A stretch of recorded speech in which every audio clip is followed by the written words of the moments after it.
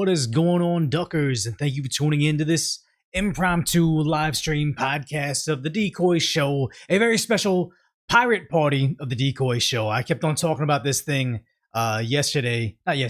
Monday is the for certain live stream we do every week, and we got this going on now. So yeah, what's up, everybody over there? It looks like we have a lot of people watching over from YouTube because I forgot to connect it. Yeah, we got a couple people on Twitch. I can't see my X and Kick, but then I guess, or X and Rumble, but I can't see my Kick viewership. So I mean, we got a lot of people over here. We're not talking about Minnesota. Well, actually, we will talk about Minnesota, but what is terrifying was what's going on over in New York City. I mean, well, we chit chat for maybe like 15 minutes, but over in New York City, it's so bad. It's only what, 1 month into a socialist communist mayor, and they're already having, I wouldn't say mass people losing their lives, but a lot of them, and just everything going to crap really fast. Yeah. Why is everybody talking about Lego? Can you guys see I have a, behind me, you can't even see it. My video quality isn't good enough. I have a indie car with the Kick sponsorship on it. It's just a toy I bought at Target, but it's pretty cool. I got that back there. And we're talking about, what was it? It wasn't Zoran's father. I thought it was his mother that was on the files. No, I mean, haven't paid too much attention to it because it's horrifying, and honestly, I haven't been allowed to talk about it on here. It's kind of a weird thing, but yeah, I think it was somebody in his family member was on it. I saw an image of him as a kid next to some people affiliated, but then again, I don't know what's AI at this point in time. Yes, there's still trash piled up in New York City. I mean, we're going to talk about it soon, but honestly, if I were a part of the sanitation workers union in New York City, I'm arranging a strike right now. You never had the city on their heels as best. You've never had the city on their heels as much as they are right now. But also, you have a socialist, get everybody a living wage mayor right now. So why wouldn't you demand a living wage? And what was a living wage when I was younger? Oh, a living wage. Give fast food workers $15 an hour. They get 15, now they want 20. Now they want 25. I think in LA, they're trying to give them something like 30 something dollars an hour to be at work housekeeping at a hotel. So it keeps on getting higher and higher. Yes, exactly. Decoy is a captain now. That's me. Wow. 16 over New York City are gone. You're saying 3 of them were ODs. The rest of them were hypothermia. That is terrifying. But yeah, it is. Do I need an eye patch? I feel like I need an eye patch to match my parrot. But yeah. Get a wood bat? No, because one time I was swinging the bat around and I accidentally hit my wall. And because this is like a wiffle ball bat, it just kind of didn't even nick it. It just tapped it. But I know if I had a wood bat or an aluminum bat, that would have done a hole straight through my drywall. And I'm renting, guys. Just notice this parrot. I mean, we just have the parrot. Eventually, I'll take him off unless you guys don't think, if you think the parrot is a vital part of the live stream. I guess. Why for parrot in chat and for no parrot in chat if the parrot has to go?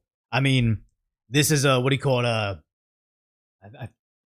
He's from Disney, even though I don't like Disney. I think they got a lot of woke stuff going on. I will give them a W when they deserve it. Okay, the parrot 2 is very important, guys. Okay, someone's got to give him a name then, not the decoy parrot. But yep.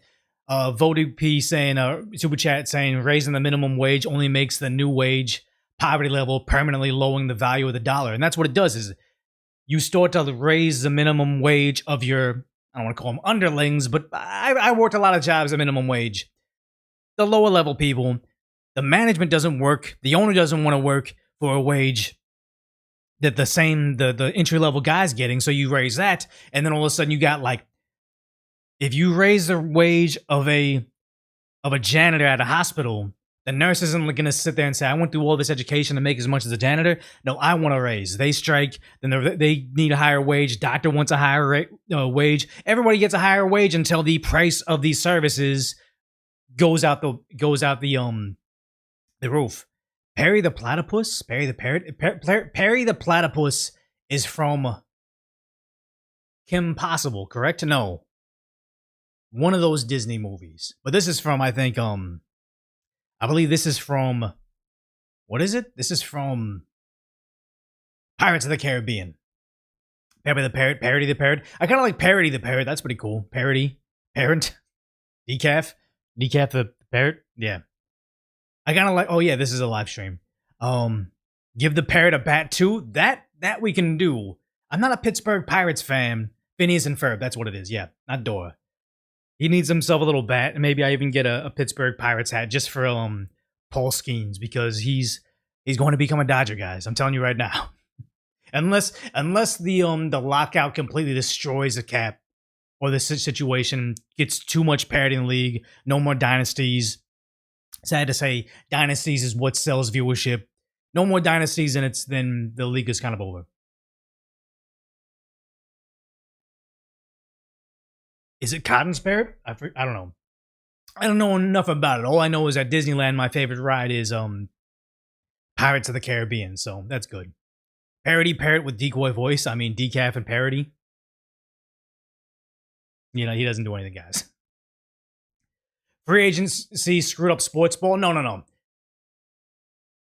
I think not free agency. It's not even spending floors. It is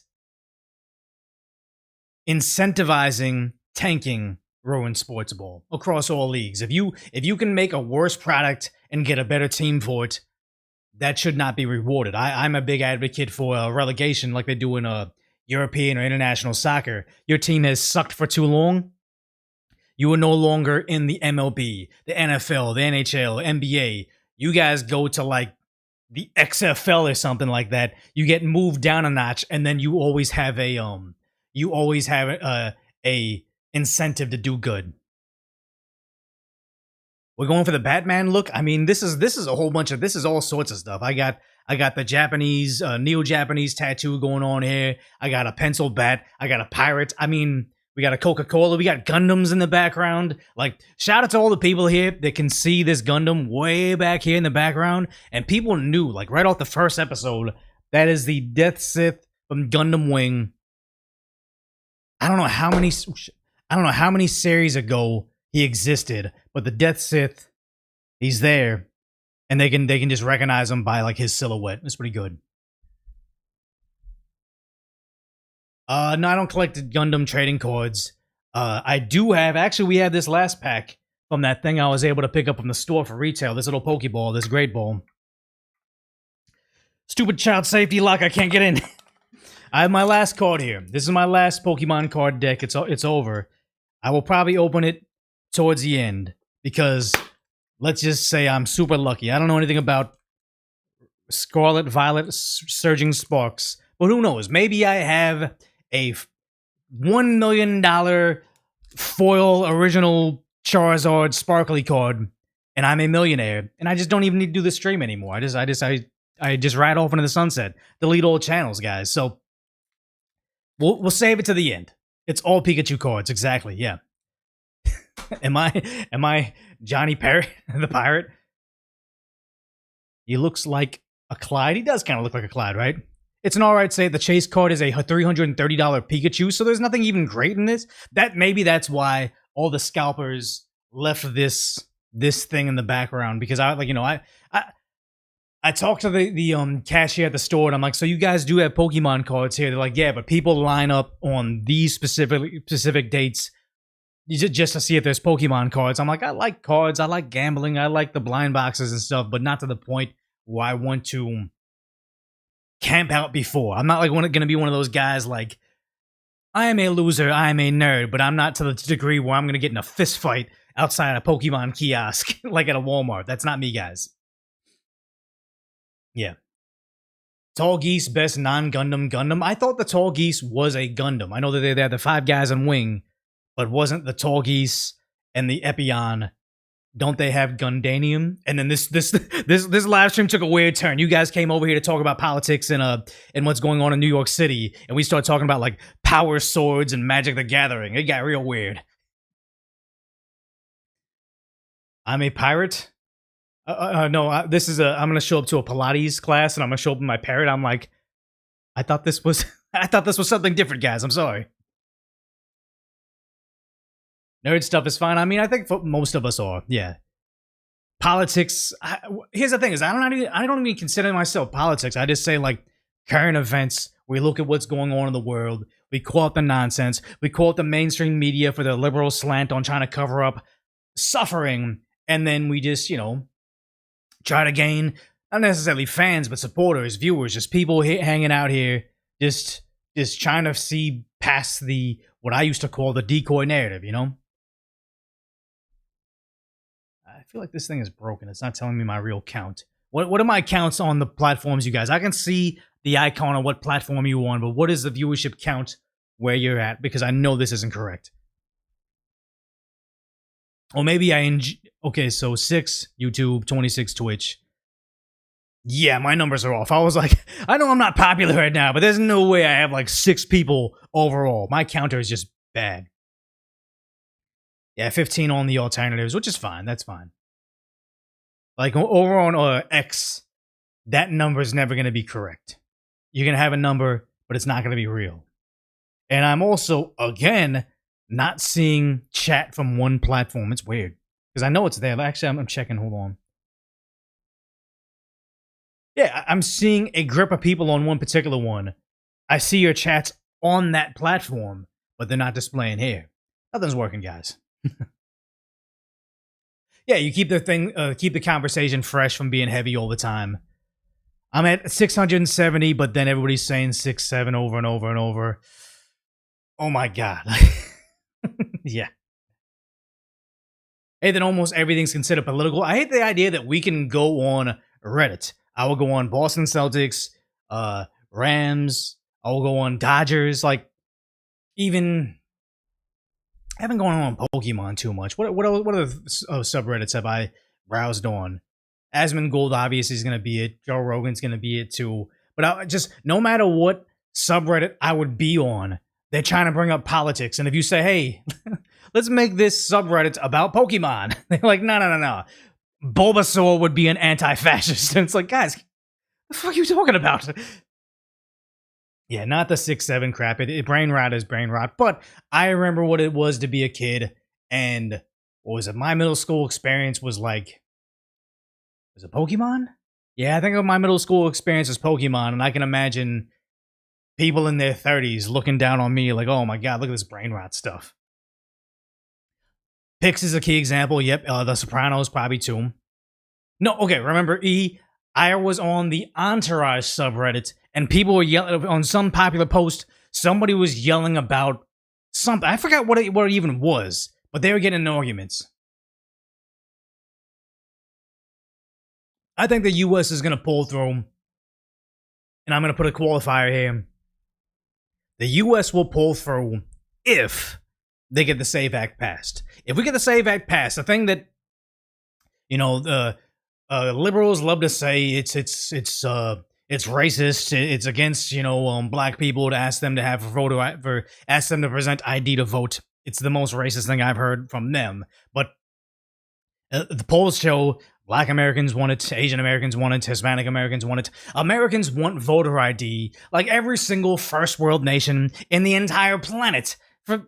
For all of recorded history, we want voter ID because it should be harder to vote for president than it is to vote for American Idol. Like, we should have this, and yet the Democrats keep on selling it as no. There's this very, very clear flaw with universal mail-in voting, unwatermarked ballots, deleted USB keys, and counting our ballots in Venezuela for a presidential election, and just stopping the count in a lot of different areas and just waiting for the rest of the country to count their ballots so then these deep blue liberal areas can report their voting afterwards and say, magically there was enough votes. I'm not saying it's fraud. I'm saying I got questions. But the point I'm trying to make is the country can be saved if we have some sort of checks and balances for ballots. Because the problem is, you'll see it a lot in right-wing groups. Right? wing groups. That's a hard thing to say. You see it online where they say, don't even go out there and go to the voting booth because that particular person has lost faith in the counting. Again, you don't want to do that because, one, it's like you can't discourage people from doing it. It's not allowed in our country. But also, I'm thinking that's like those are like bots trying to tell you to stay home. Don't go out there and express your right to vote. But it's like the more we lose confidence in it, the more people keep on blackpilling, saying the Republicans, the Democrats, they're all the same thing. The less people they will want to exercise their right to vote. Everybody needs to go out there and vote. We should be encouraging people to vote by thinking your vote matters. And if we all go out there and vote, 800 of us, we're not going to be canceled out by one Democrat operative going to a retirement home up and down one street in Los Angeles and just collecting harvesting a whole bunch of ballots, filling them out, and dropping them off. We saw with our own eyes. I think it was CNN or maybe MSNBC was checking out. They were interviewing people at the drop off area and caught somebody dropping off a stack of ballots. It's like, yeah, that's an issue, guys. Honestly, to me, that person should be investigated at the very least. And if they're harvesting in a non-legal way, or they're filling it out themselves, or whatever it may be, throw them in prison because that harms democracy. You saying it was in Arizona? Okay.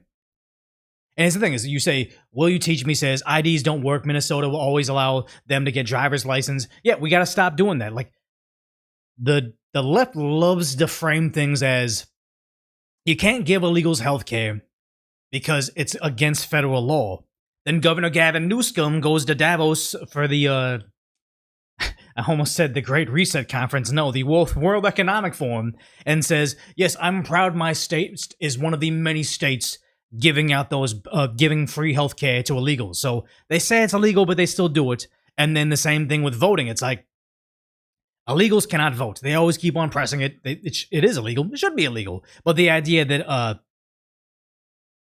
they're not allowed to do it, but there's no system in place to catch them from doing it. And I've been seeing on Reddit also where they say, I came here on a visa, with a student visa. I was able to get a driver's license, but when I'm applying for citizenship, the DMV automatically registered me to vote. So now I'm ineligible to become a U.S. citizen because somebody else registered me to vote. And it's like, there's no way to check if they tried to do it themselves, if it was some shady DMV employee. Somebody in that chain needs to go to prison. Whether it was the DMV employee shadily registering to vote, somebody filling out a ballot on their behalf, or not the illegal person here that on a visa that shouldn't be voting, they're actually out there casting a ballot. One of these three, or maybe some other scenario, I don't know what it is.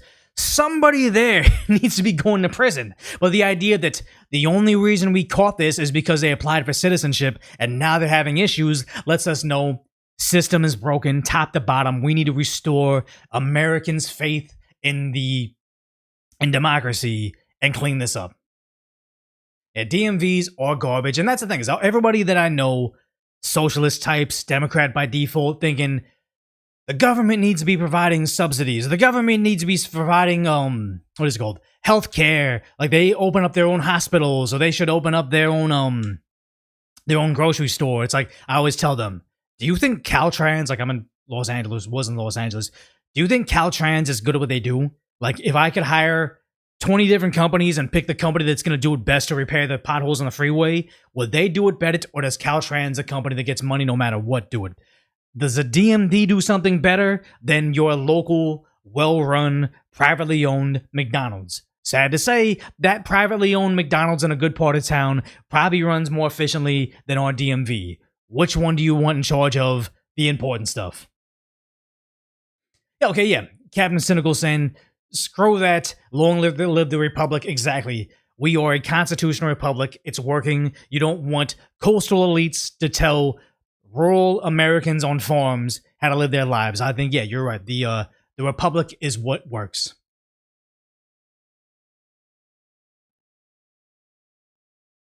You watching over there from Russia? What's happening over here today? California has 80-degree weather. It is hot. I went out in a tank top and shorts today.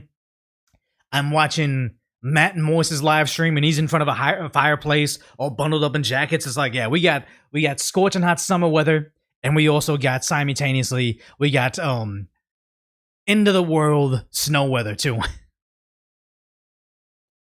1K viewers for Pepe. He's not Pepe. I think he's gonna be Parody the Parrot. Ooh.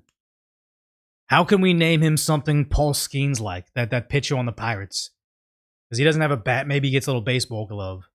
But Parody Skeens? I don't know. We'll figure it out. We'll figure it out. Yeah, you call it 80 degrees hot. That's a nice day in Texas. Well, it's dry heat, windy heat. It's pretty bad. Birdie McBirdbeak. I dig that. I think that's a good name. Yeah, 20 degrees fever over there. Oh, what's up over on Twitch? Glad to see you guys are watching. I think that we got 33 people here.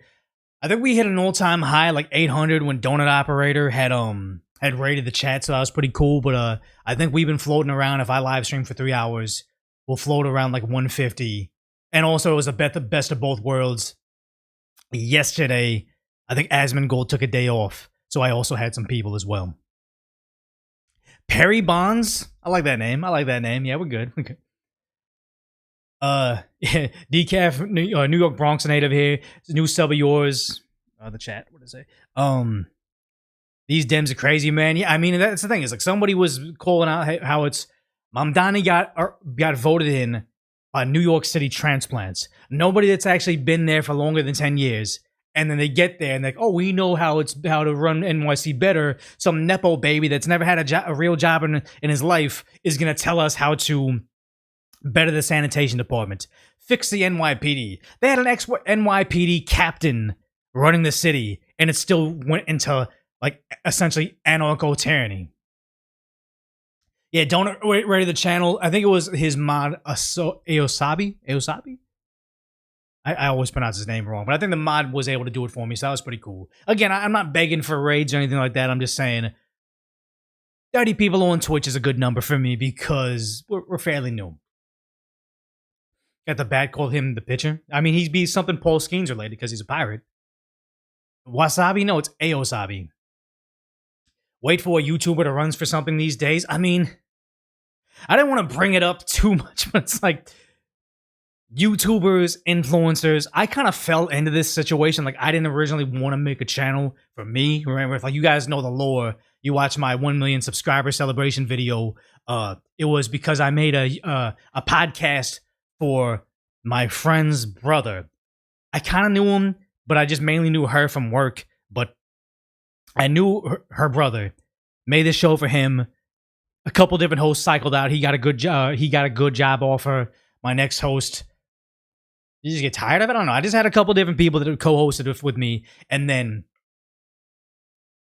I just had my own channel later on.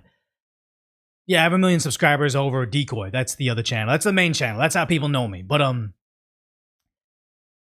that situation over with the very, very conservative girl and the allegations of the the other YouTuber that apparently was, how do I put this, PG-13? I don't know. Just piping down all his co-hosts or piping down the people on his team. I don't know how to say it nicely, but just basically that. Hooking up with all these people, and all of a sudden they're like, wait, these conservatives, these virginal Christians, they aren't exactly like that. And it's like, yeah, holding hands, exactly. They were singing that, what is it in Disney movies where it took us this long to figure it out? Whenever the prince and the princess get together and they sing a song together, they're not getting together and saying a whole new world and flying on a magic carpet. No, they're hooking up. They're holding hands. Like, yeah, so they had their Disney musical moment. They're having the Disney musical moment around behind their significant others' backs. Don't stop falling for these influencers being good people, especially a lot of the ones that just, they try to dial out of different lanes just to try to become famous, and that's just what they wanted. They're not necessarily the idols we want.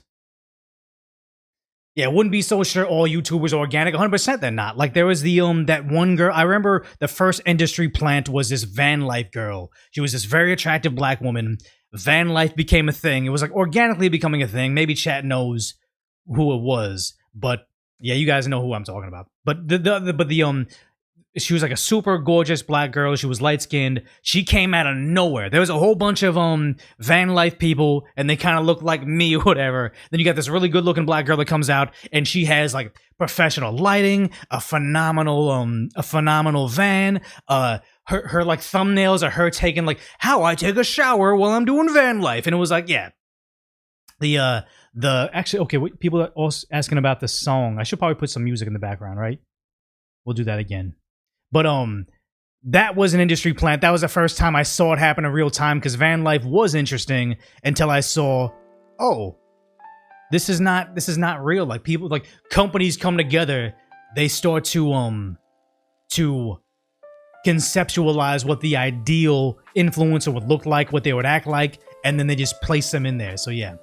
It's called AstroTurf. Yeah, Reddit is AstroTurfed, and it was sad because people talked about like, oh, if I want to become a SoundCloud rapper, you can hire this AstroTurf company that will say, have you heard Decoy and Party Parrot's new song? It is fire. Check it out. And then you have all these top upvoted threads and all the competing subreddits and the hip hop head subreddits.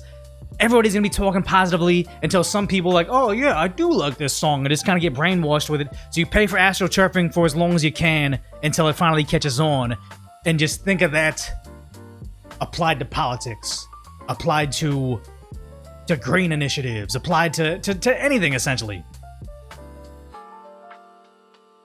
Yeah, Chinese bots. I mean, a lot of them were American companies where they just like, before AI was even really a thing, it's just like, we'll have people, we'll VPN all around the world, and we'll just say, have the narrative, and we can talk about what you want. And it's like, yeah, it's very easy to dupe faceless, anonymous pages. There you go. Her name was Janelle Eliana, the van life girl. I wonder what happened to her. No disrespect to her, because I know that, what is it, Brett Cooper is essentially an industry plant. Daily Wire sees this actress that says, hey, she checks off all the boxes, she's gonna do great. She did do great. She was actually genuinely the character they hired and who she was. Industry plants aren't always a bad thing. Like I even have a Korean pop star pop back here, and it's like, yeah, those are all industry plants. Like Korean pop groups just cast, you're the cutesy one, you're the older one, you're the girl crush rapper one. Like they cast them, but it's just entertainment. Like we don't need them to be anything more than entertainment. We need bat control. Yeah, I'm not I'm training, guys. I have this thing over here. I wonder if you can see it. If we're gonna hit dingers at one point in time.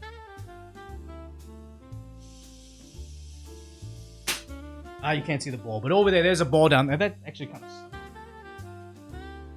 We got something that can do some batting practice for me back here. We could do that.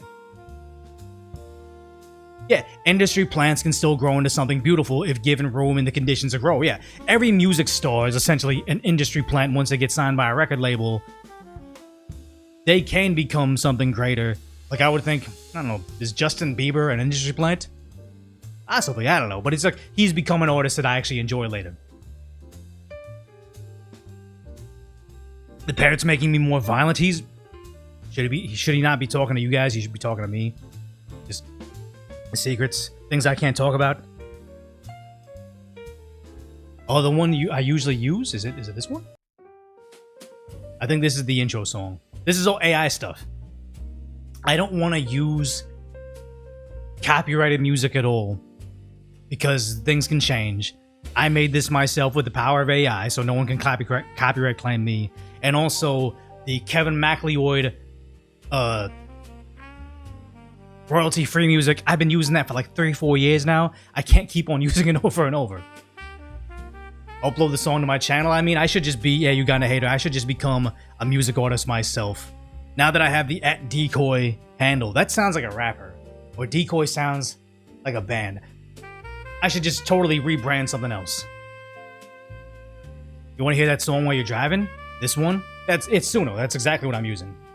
They say AI is trash. AI is terrifying. Like I would always talk about doing the whole Decoy Moist thing, where I'll play I'll just re-upload all my videos with just one with me and then one with like a hot girl version of me, and see how well that channel does. I'm actually kind of close to doing it because it could work. Joji Decoy album win. That's crazy that he was like this outrageous, wild, like, is the word boisterous? Like in your face internet personality, and then became this kind of suave R&B singer type. That is my that'll be my dream career arc, except for the fact that by the time I'd be where Joji was, I'd be in my 40s. Yeah, no, yeah, pink guy, him. You're never gonna, I'm never gonna get to the point where I'm an R&B star.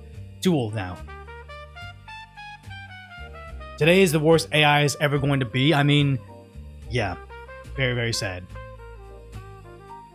Yeah, you make your own music, Corbin, which is admirable, but sad to say, unless you're making very, very progressive, experimental, never heard before genre, you're always gonna get beat out by AI. They just iterate way too fast.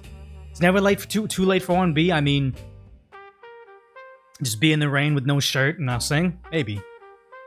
You're saying no Joji Decoy Orc? No, I'm not saying it's never gonna happen. I'm gonna say when it happens, you aren't gonna like it. Yeah. Wait, J Slap made a whole big band album out of spite of AI artists using his voice? I don't know who these people are. The opposite of what happened to iDubbbz. Yeah, I feel bad. I feel bad for anybody that had a career that fizzled out and they still haven't accepted that their career has fizzled out. Like, no disrespect to him, because I don't really know much about iDubbbz other than that thing he tried to do about Ethan, and I thought that was in poor taste, and that's what dissolved his career, essentially. But I feel as bad for him as I do the guys in the Baha Men. You know that song, Who Let the Dogs Out? Like, when I was a kid, that was the single greatest piece of music ever. Who Let the Dogs Out? Oh, thanks for the bits. It's never gonna. I mean, they're never gonna make a comeback. I don't think iDubbbz ever makes a comeback, and yet he's still in it. At this point in time, like, don't grift to like selling an online course, but you just go on to the next thing. There's more to life than online content creation, and I hope, should my career fizzle out like that, hopefully it doesn't before I'm ready, but should my career fizzle out like that, I'll be able to transition into the next thing. Yeah. Okay. Yeah, iDubbbz, Hassan Orbiter. I mean, but Hassan is basically an Asmongold Orbiter right now, so they're both, like, everybody's downstream of it. Like, I feel like, at least for me, I'll cover stuff that's crazy and I want to talk about when, like, you know, Hassan, Asmongold drama on either one of these channels, but when they're not having issues, that doesn't become the end of Decoy. Like, when I was covering a lot of Johnny Somali stuff, I saw some of my peers, and I won't name them out because they seem to be struggling now, and I feel bad for them, but they became like the Johnny Somali update channel. He said this, they did that. Whenever he puts out 2 minutes of viral content, we're gonna do 20 minutes of us reacting to it. Like, it became this weird parasitic thing of a parasitic person, and I knew that was a bad business idea. Like, I would have 500,000 views on Johnny Somali, then I'll have 50,000 views on me talking about news in New York. It was better for me to just try to keep myself insulated from becoming somebody downstream of that. Now I see, like, Hassan, when's the only time he ever goes out viral is when he's talking to Asmongold, or when he's just being an idiot. I'm not saying the name, you guys are saying the name of the people it's actually multiple guys. But, okay, so another donut operator raid, that's cool. Thanks, guys. Appreciate it, Asobi. Hassan and Asmon are in cahoots? No, I think that Hassan's gripping at relevance with Asmongold, and Asmongold has let him do his thing because it's good for his career. Because, unlike, nobody watches Asmongold talking trash about Hassan, checks out Hassan's chat and says, you know what? Hassan has a lot of good points talking about socialism and his multi-million-dollar home, getting Uber Eats, and, talking about blaming everything on a certain country. I think I like Hassan better now. Like, that never happens. There will be plenty of people that watch watch Hassan, hear him complaining and stamping his feet about Asmongold, having Asmongold pull up their chat and saying, you subscribed to me, you're a paying subscriber for 6 months to 6 years? You're garbage, I hate you. And he just goes off on him, and then maybe he does something to his dog. I don't know. Can't confirm it. But then those people will look over to check it out from the source, watch Asmongold, and think, wait a minute.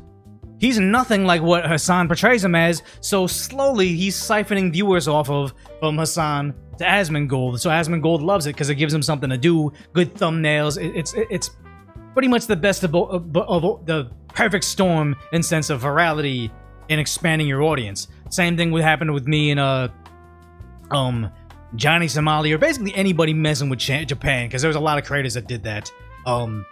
I kind of had the positioning of it. And here's the thing: so you guys know I talk about we started like 37 minutes ago. I talk about YouTube strategy and stuff like that. I'm big on sharing information. I know a lot of you guys don't want to hear about insider baseball on YouTube, but that's just kind of one of the things I just like. It's just one of the things I like. I like talking YouTube. I like trying to get people to move forward and everything. So yeah. Yeah, exactly. You guys are saying the name. Everybody knows who I'm talking about. But it's like, no disrespect to them, but it's like, you never want to become one-trick pony. You know what I mean? Like, same thing in League of Legends. You don't want to have one champion you always main because they could nerf them. You don't want to be downstream of one creator because they may fall off. And you gotta be, diversify your investments. Who's making $7,000 a day? It ain't me. I don't know if you guys can see the timer, but if you want desktop, you can wave your mouse over the video and it'll say negative, if you go to the start, negative this much time. I have the little clock right here because I'm streaming, but yeah, you can see negative time. Don't stick to one champ, exactly. Diversify the hustle. I'm trying to say that Wu-Tang quotable from Chappelle's show. But I don't think I can get away with it, guys. Yeah. Oh yeah, the pizza. I'm telling you right now, guys. I am the biggest conspiracy theorist person out there. I love it. Even like the Arctic shelf, not the Arctic shelf, the Antarctic shelf. I even am starting to believe that now too. But the pizza theory, starting to think it was real, guys. Horrifying. My life is already doom scrolly enough. It happened. There's nothing I can do about it. It's horrifying. I think it's real. But if I did a video about it, I think I'd get... The channel would be gone in minutes, guys. I didn't get the $7,000. I don't get $7,000 a day. Not even close. Not even close. Do I still think he's alive? Yeah, 100% I still think he's alive. I think, what was it? The amateur drone operator flying the thing and finding him? That guy that was on the Chan website saying... I work as a prison guard, and I saw a van pulls up, and they swap him out. Like, you know, I don't know about the whole... They swapped out him, and it's a body double or whatever, but I personally believe with the whole... everybody keeps on forgetting. I mean, they said the video footage was down conveniently at the time. Actually, we found the video footage. Here it is. Okay, that video footage looks a little doctored, so just forget we said anything at all. I think they swapped him out. But again, here, who am I? I'm a guy hiding his receding hairline with a hat, holding the plastic bat with a parrot on my shoulder. I'm not meant to be taken seriously, okay? Don't come for me. I have no power with this. Yeah. Just like Tupac, yeah. I like that show Atlanta when Tupac was living, I think, in Denmark still. Yeah. Oh, what's up? What's up, Roof Indian? Glad to see you. All right, have a good evening. Don't use word conspiracy theory, just say theory. How about we just call it pre-ordered truth? Like pre-ordered reality. Early editions. Yeah. Parrot Roy? The pencil bat? Yeah, it's pretty much this. The bat is for my ADHD. I'm just moving around, you know? Yeah. Joe Brand 1. No, that's not Joe Brand. Leave him alone. He's just a guy. Real life spoiler, yeah. Over in Argentina. Decoy voice about to be referenced in an AI song? Probably. I mean, I'm just lucky enough my voice is distinct enough that AI like 11 Labs, I can even program it myself and give it a lot of source information, but it can never replicate me correctly, so yeah. Yeah. Yeah, it's bad. Oh, good to see you here. Maybe Sunshine. Glad to have the mod team still hanging out, kind of like impromptu. Still working out a schedule. We'll figure it out. But yeah, we got to get to the video. Wise in chat if you want me to keep the music in the background while we do this, because we'll be talking about people losing their life, and do we really want like noir jazz music in the background while we're talking about it? I don't know. Seems kind of mixed, right? I kind of feel like having the Enya music. I probably should just tell Suno to give me some Enya things. Maybe just lower it. Yeah, probably that's what it is. Because I think what Asmongold has in his background. Oh, what's up, X3per, thanks for the Prime sub. Has like, what is it called? He has like StarCraft music in the background, I think. Yeah, I'm just turning it low. Yeah, lo-fi music. So we're just turning the music real low, and we're gonna go ahead and get the first topic because it is kind of crazy what's going on right now. Because first, if you haven't subscribed to Decoy, that's my main channel, and then Decap Decoys at 79,000. That's pretty cool. 79.3. I think as of Monday we had 78, so we're growing pretty all right. I mean, one of the videos popped off somewhat recently. Yeah, 5 days ago, this one. So hopefully we can kind of keep the pace up and get to more people out there. He plays World of Warcraft tavern music and StarCraft music, right? Yeah, I think that's what he plays. I don't know. I know Twitch rules and YouTube rules are way different, so we'll figure it out. Yeah. Keep all out of the way, but oh crap, that's not the right button. In New York City, they're having issues because, what is this? Only a month in, they're having mass amounts of garbage just piling up everywhere. It literally looks like a socialist nightmare. But also, it wasn't just one guy saying, oh, the snow's getting really bad over here. It was this other person talking about the garbage piling up. It's like, it's higher than the vehicles, overflowed dumpsters, trash everywhere. The snow's been melted for quite some time, so this didn't just drop yesterday. But then everybody, Manhattan, the Bronx, Brooklyn, like, it's all bad everywhere. It's getting so bad that even, who is this? Dr. Naomi Wolf. I can't pronounce anything. Dr. Naomi Wolf was saying it's so bad, the trash has been out there for so long, it's actually starting to have the rats tearing up the garbage bags to feast on what's in there.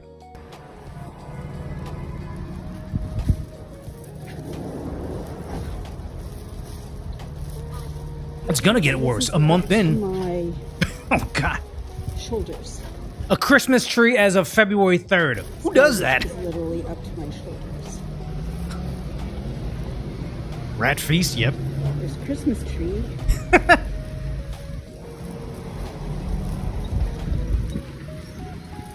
That pack of diapers?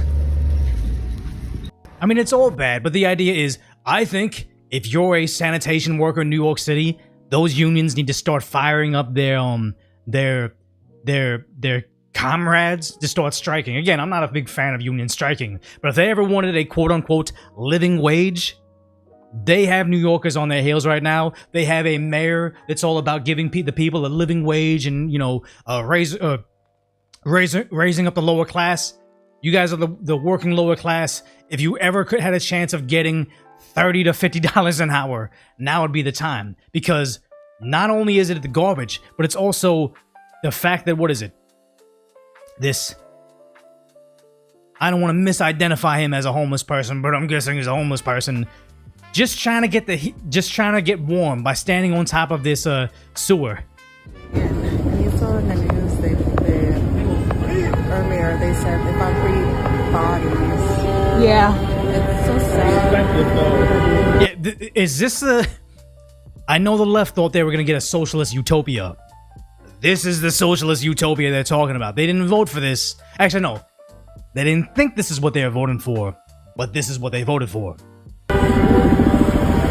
In the street, insanely dangerous. NYPD's right there, watching him. Yeah, hell aura. No refunds. And it's sad because, you know, we can make jokes and we can talk about this, but this is human suffering. Like, this guy doesn't... Another 42. He doesn't have to stand on top of a sewer to stay warm, to stay alive because of these 16 individuals that have since passed away, and then gets a job. Right here, next to him, cars going back and forth. But he doesn't get a regular job after this. This is like when I would see homeless people in Los Angeles. I don't mean this like in a derogatory way, but seeing these guys in this state always makes me see like how sad is it that this is likely the last chapter of their life. This is how it ends. It's not glamorous. It's socialism. But why is that guy just standing out there in the street, barely trying to get warmth from a freaking sewer after a snowstorm? Apparently, he said cleaning up homeless camps to force them indoors is no longer required. The tweets that he's done since the start of his administration, thousands of sweeps have happened since 2024, but no one has been offered permanent housing, and I think the data from May... Yeah, offering these people permanent housing is nuts. The idea that how many people actually have permanent housing over in these big cities? Like, everybody's struggling. You're saying, this gentleman deserves a home? Like, yeah, get him a shelter, do something for him. But now they keep on asking. They're asking for the moon all the time. He'll promise it for him, but he'll never deliver. Was 114 were offered a shelter. So will you continue this week? They were asking you not to. No. No. Yeah, they're not doing it. And the sad thing is everybody, like, what is this, Google searching NYC snow endings, and there's all these different search results, like severe cold is blamed for at least 16 endings in New York City. Mamdani takes friendly fire from DSA allies as a blizzard. There's a life and death issues from New York City's winter storm pileup. Like, every single outlet, all the left-wing outlets, like Fox is saying 16 are gone, but NBC New York also saying 16 are gone. Why am I getting a notification for this? What is this? I don't know. Yeah. So what? As 4 days ago it was 14. 2 days ago it's 16. It keeps on going up, and they're doing nothing for them because what is this? The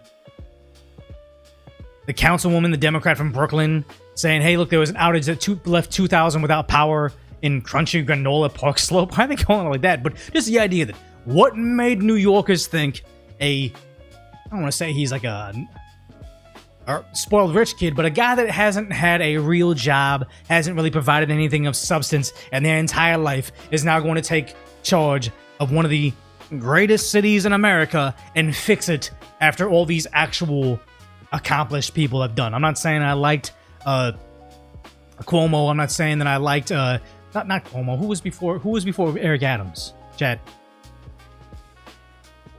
Spoiled rich kid. Yeah, he's a spoiled rich kid. Because Cuomo was a governor, right? De Blasio, there it is. Thank you. Mayor Bill de Blasio, the guy that said, "Hey, if you guys get your mandated government medicine, you can get a cheeseburger. You can get some French fries." Yeah. Bill de Blasio.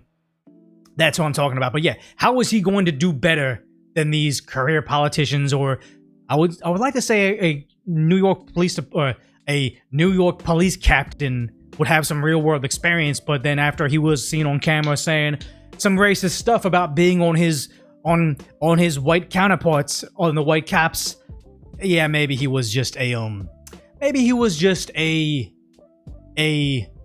guy playing the political game and not actually accomplishing stuff out there in the street. But again, how is he gonna protect New York homeless from the snowstorm when he can't even pick up the garbage? Like, look, this is how bad that one video was just from Dr. Naomi Wolf. This is some other random one.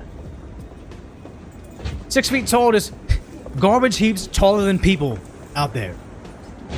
I would feel bad for New York, but you can't feel too bad for a place that keeps on voting for their own demise. It's sad. But then, it doesn't even mean like the garbage is the worst problem, because over here, Freedom News TV, it's like Olivia Scootercaster showing us, even when they did plow the streets, they just plowed it on top of vehicles. Like, these cars are done. Starting to look like the video game The Division. Exactly. You're playing the video game The Division when you're out there in the streets. But yes, snow plows all bad. Some people saying all they're doing is plowing the snow that is in one embankment in one area and just spreading it around to be a problem from to everybody else, and it looks bad. Hi, we are in front of Atlanta Zoo, and the snow patrol is clearing up over here. Big mounds of snow, but instead of carting it away, they're spreading it out equally on the entire road. So hopefully it's gonna... This is such an analogy for socialism, saying we can't fix poverty, but you know what we can do? We can spread it around so everybody can enjoy a little bit of poverty too. Melt quicker, but look at this. It's almost like 3 inches over here. But it seems like it's like 15 degrees tonight, so this is all gonna become a sheet of ice. Yeah. Liberalism is a mental disorder. Smamish like Mamdani. He wants to make this place socialist.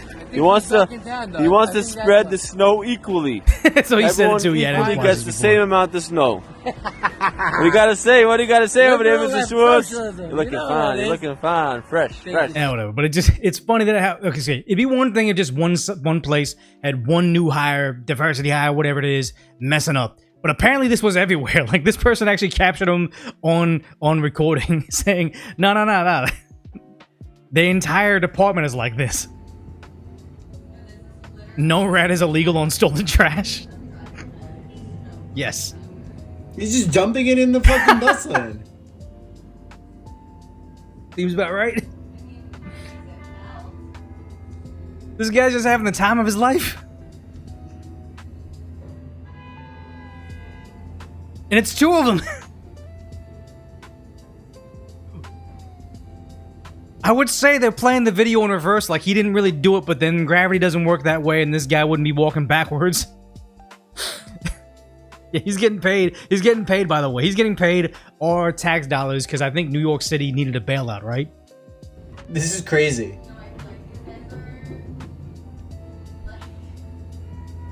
It's like the meme when you lie on your resume and you still get the job.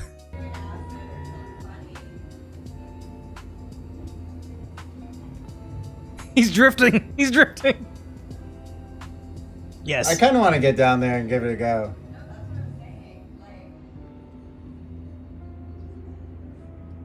Is this like a... He's just dumping it in the street. Who told him to do this?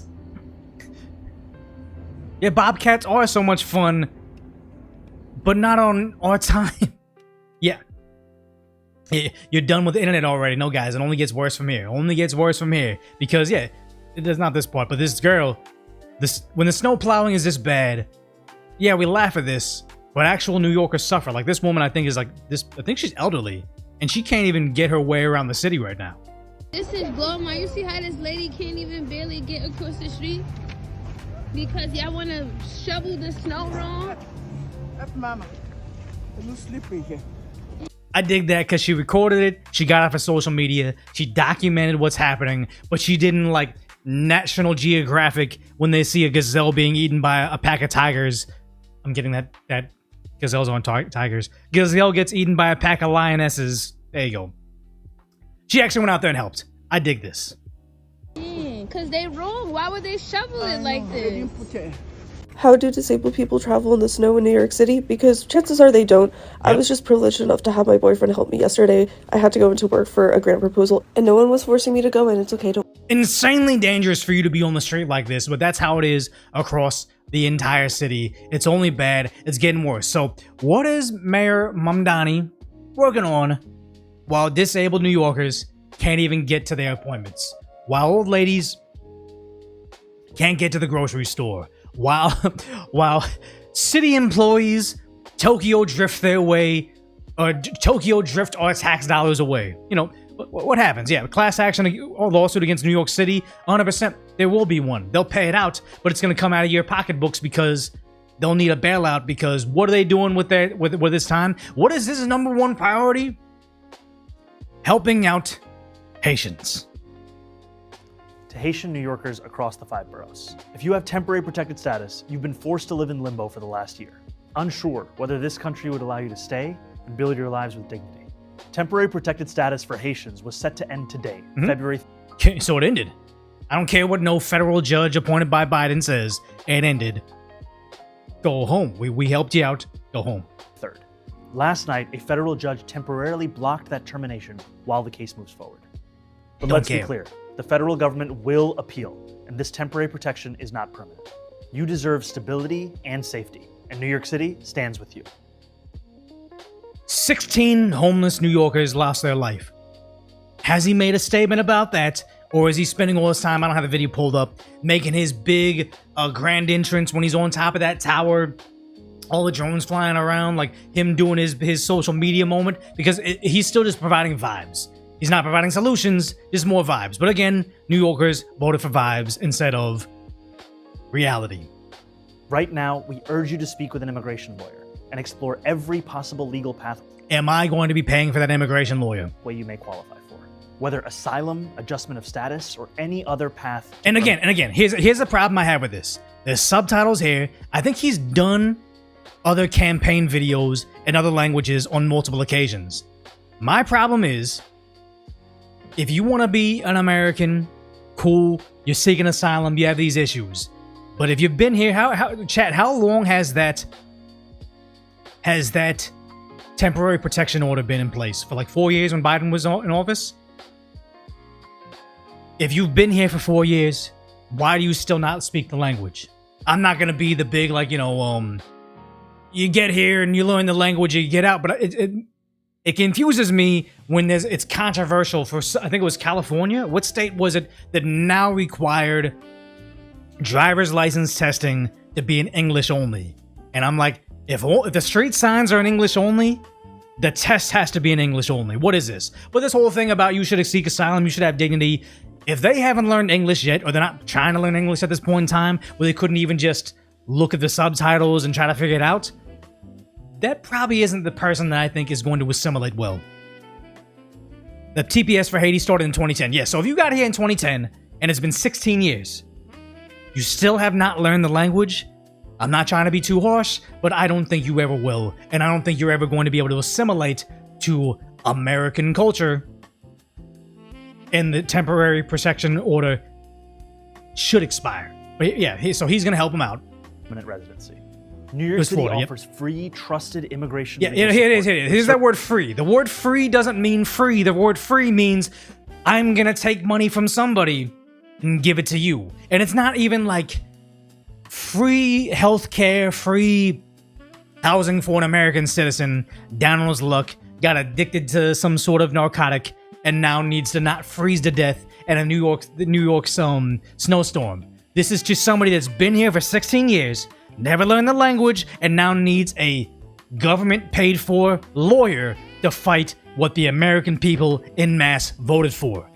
This is a huge problem. Permanent residency. New York City offers free, trusted immigration legal support. Free. It's not free. With services in over 200 languages. It's services in 200 languages.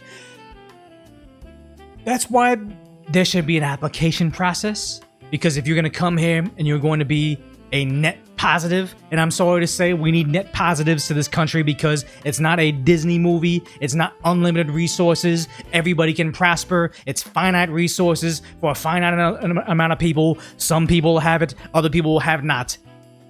It's a sick, sad world we live in. But the idea that you want to say, we want to live in a permanent welfare state, give out free things, we have a finite amount of free things, but we also want to have an open border to places for over 200 locations across the planet. That system will always destroy itself. You can't have open borders and welfare state concurrently because it's always going to run out. We don't live in a Star Trek universe of abundance. Sad to say, you putting the subtitles in another language is bad enough, but also saying free, meaning I paid for it, for 200 languages makes me feel like you're just running on vibes now, while the actual New Yorkers that voted for you are suffering. Call directly by calling this number. City Hall stands with you. Yeah, the City Hall stand. I don't even know what language is this. Is this Haitian? It looks like I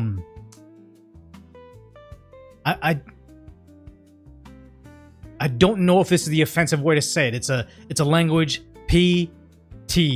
Is that D chat? Is that like the?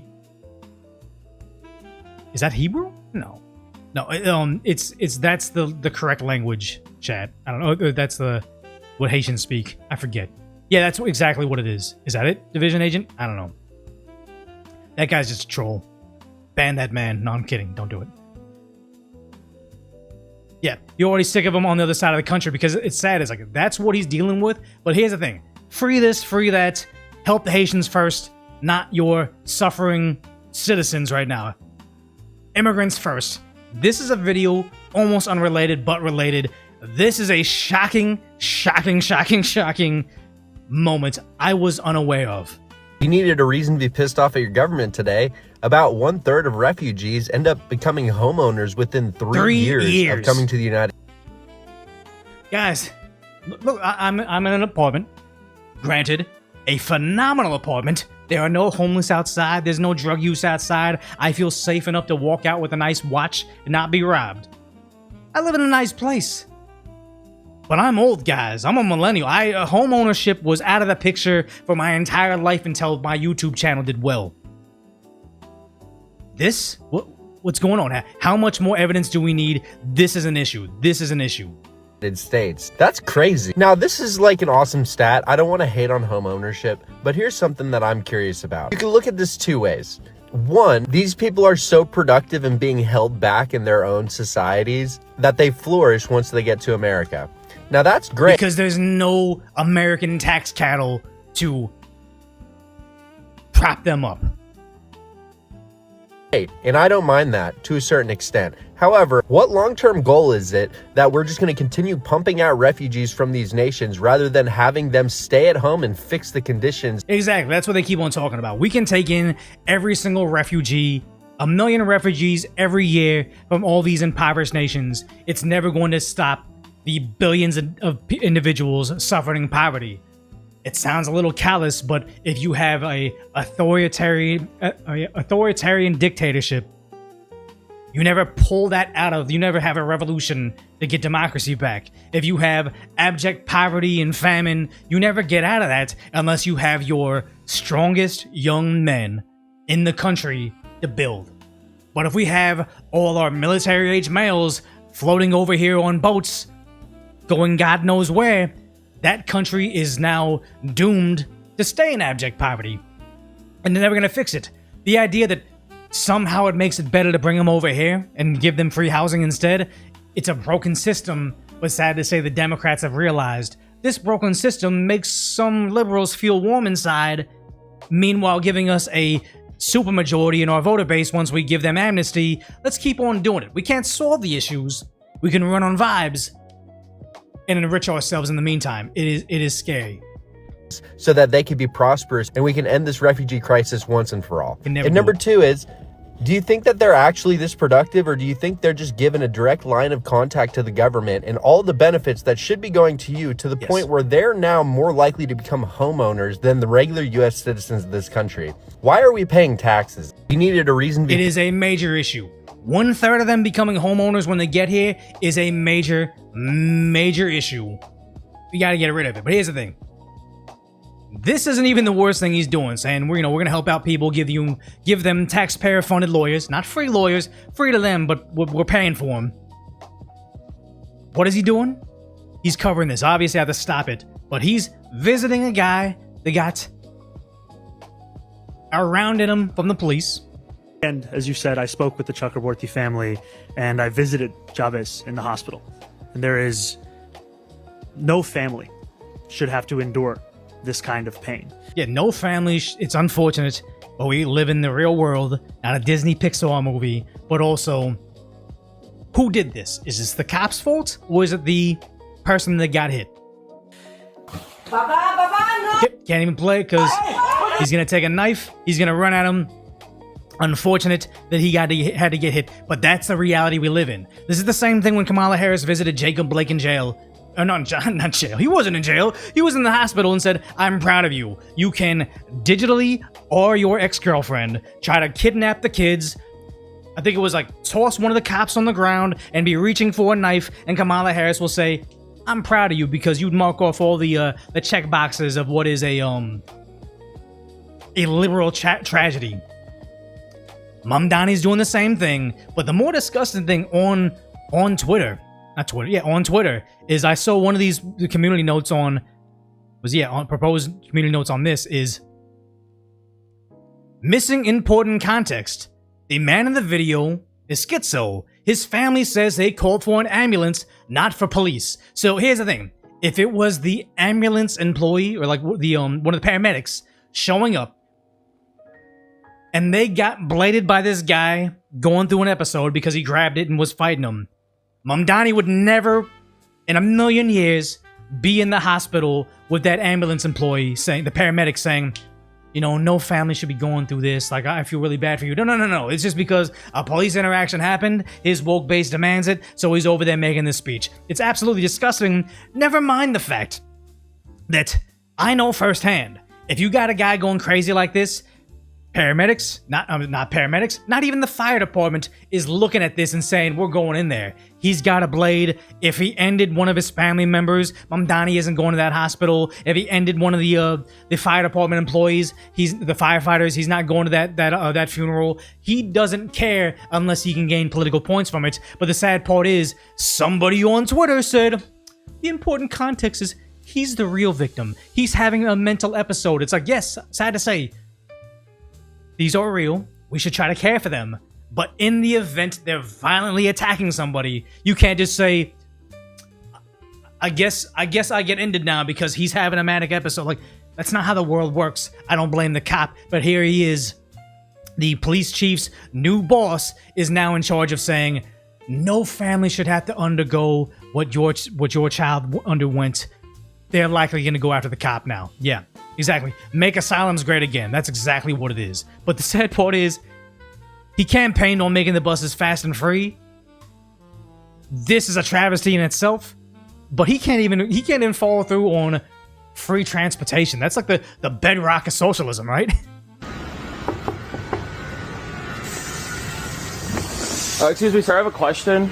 So I saw on the bus it said, and I see the sign that says fares required. I thought the buses were supposed to be free now because, like, Mamdani just won. Yeah. He's almost saying it sarcastically because he knows it was never going to work. That's funny. That's a good one. When does that start? That's a good one. That's never going to stop. Never going to happen? All right, well, I want to say I appreciate what you do, my guy. All right, have a good... As he's behind what looks like bulletproof glass. One, my guy. Listen, you are the heart and soul, the backbone of New York. Stay safe. I don't care if you come off for free. Because he's afraid. Are there any New Yorkers that have been there recently? Is this bulletproof glass? Is this like stabbed glass? What is this? You man, thank you, bro. Have a good one. I've been doing free it's just plastic. Before, Mamdani. I'm the man. Yes, sir. All right, you got to run for the next election. I'll vote for you. And here's the thing: New Yorkers would probably be way better off if that bus driver that actually knows what New Yorkers go through every day, if that bus driver was the mayor, they'd be way better off. Because at least he's worked a regular job and knows what suffering looks like. Not this whole aggressive, I'm a Nepo baby. Is that COVID glass from before? Oh my god. It's a sneeze guard? That's all it is? It's COVID glass, guys. That is... plastic so you can't be spit on. That's all it is. Oh my god. New York is over. It's cooked. Who's the governor? She had a lot of plastic surgery. I'm not saying it to be derogatory. I'm just explaining her. The governor of New York State. Chat will tell me. Mayor Mamdani. It's over, guys. Like the whole great city is done. Hopefully, California will learn from their mistakes and vote in Mayor Spencer Pratt, Governor Chad Bianco. Oh, cool. Thank you. Someone said my cursor is larger than your mom's because you're blind. I mean, I spend way too much time. On the computer and screens. Like, my cursor needs to be that large because I need to give my eyes some rest. Yeah. Wonder if it's hot in that glass bubble. I wonder if he really gets good air conditioning in there, because I imagine if it goes down, I don't know if the city's repairing it that day. Yeah, New York City's so disgusting and unsafe, and that's what a lot of people realize. Like, I keep on saying the same thing about Santa Monica, one of my favorite places growing up. Used to be this kind of cool. There were homeless, there was some crime, but it was just part of living in a big city. What it is now is just untenable. AC goes back to front. They get a fan. Good Lord, how bad is that? And that's the thing, is that guy probably, that bus driver running for mayor would probably know what it takes to be a New Yorker and would do everything they can to try to lift their standard of living. Mamdani sees it top to bottom and just thinks, no, they just need vibes, guys. That's what we need.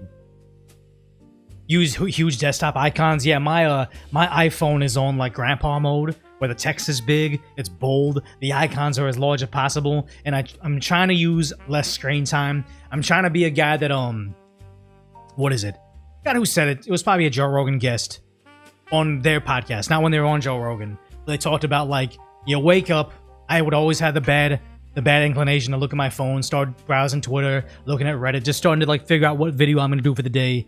But they said, wake up and just spend 20 minutes in bed, like, you know, just breathing and just letting your brain wander. Trying to do that. Try not even listen to headphones while I get ready for the morning. Try to walk to coffee, not with music. It's hard. I got that whole ADHD thing going on.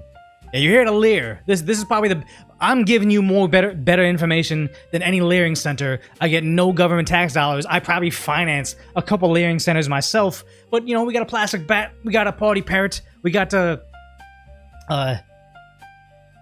parrot skeins over here. We're doing well. They probably do have strong air conditioning for how big that engine has to be be able to cool off, to drive that giant bus. I am turning my air conditioning on here because if you're watching in America, it's probably super cold where you live, but honestly, where I'm at, it is super hot. I haven't had to... No, stop it. It is how do I turn this to... Oh, yeah. It's just super hot where I'm at right now, so I'm turning that on. Can your parrot? What? Layer? Yeah, this is the layering thing. It's nice, but honestly, because I have these two essentially mega lights, and I got this screen here is bright as well. Like anybody that's been on camera before knows these soft lights are nice. It's nice and evening out my skin. You can't see the blemishes or the warts or the sun damage.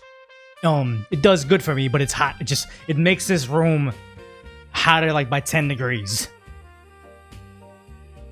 Play the Monkey Island music. Now this is all just AI music.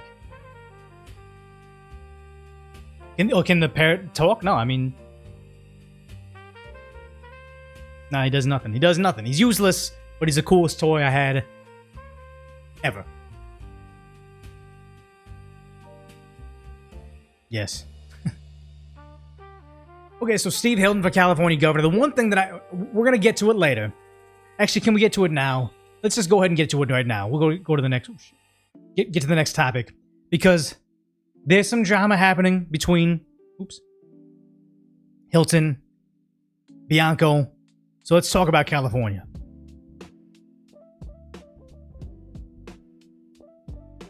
So, over in California, you got this where Gavin Newsom's bragging about the high-speed rail, but apparently he's standing next to a slow-speed cargo train. Nothing to show after years of building, billions of dollars spent, and now he's trying to say, hey, look, guys, the success is the thing that's been here since the gold rush.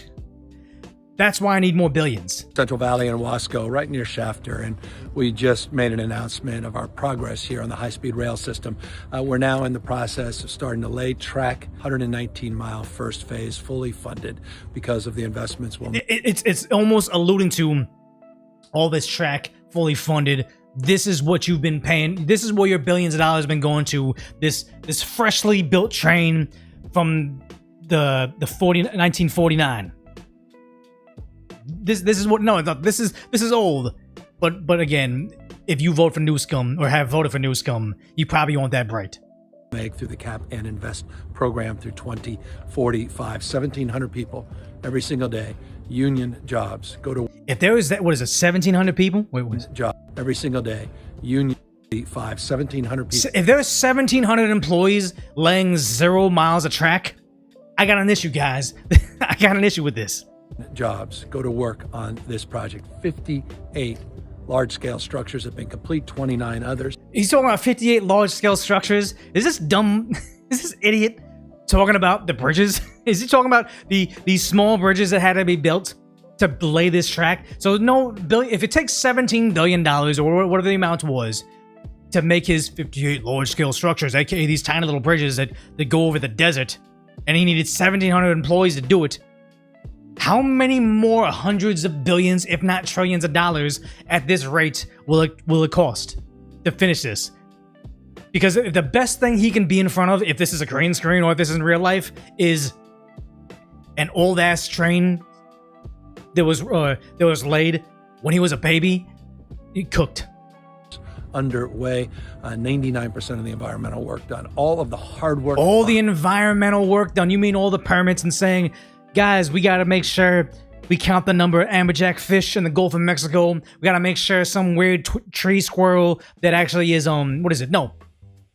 We got to make sure we don't get rid of the kangaroo mouse, aka the mouse that if you have like a mountain home or you're at an Airbnb and hasn't been cleaned for long and there was a kangaroo mouse there, its droppings, if you sweep it up and inhale those droppings, it could be your demise. So let's make sure we keep the kangaroo mouse around, guys. You can't build these facilities unless that kangaroo mouse is around. Or like with the Pacific Palisades fire, like over in Topanga Canyon.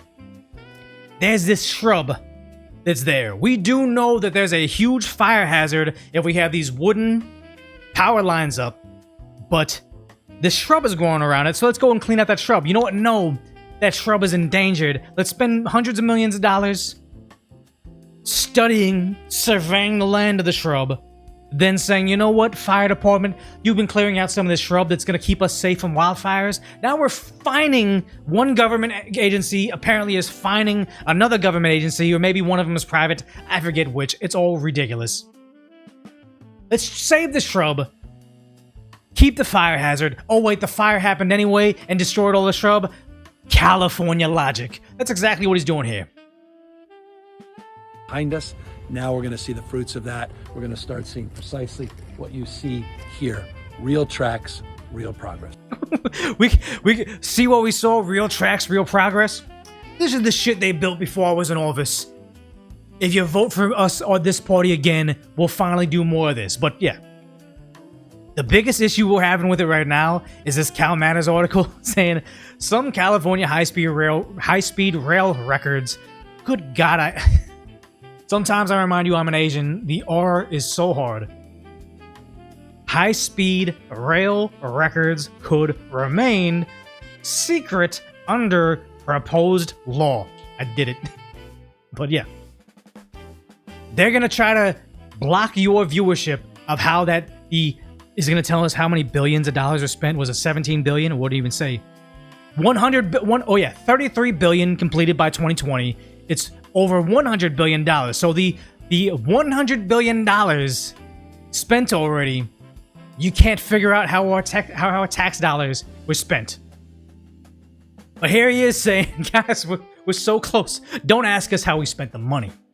Just know that I need more of it. Ridiculous, but the light at the end of the tunnel is Vice President J.D. Vance is leading a new anti-fraud task force. The anti-fraud task force can be Nick Shirley. That's it. Whatever money J.D. Vance got for this, just give that money directly to Nick Shirley and just let him pay for his security and maybe an HD camera and call it a day. But it says, we'll expose fraud from California and multiple other states. President Trump will reportedly sign an executive order making Vance the task force's chairman. Yeah. I even left a message here saying Vance about to end the 2028 presidential race before it even starts because this is likely who the Democrats are going to run. Ridiculous person to run, but honestly, there's not going to be... The Democrats don't have a better candidate. But sadly, what he's going to find during this will just be used against him during the election.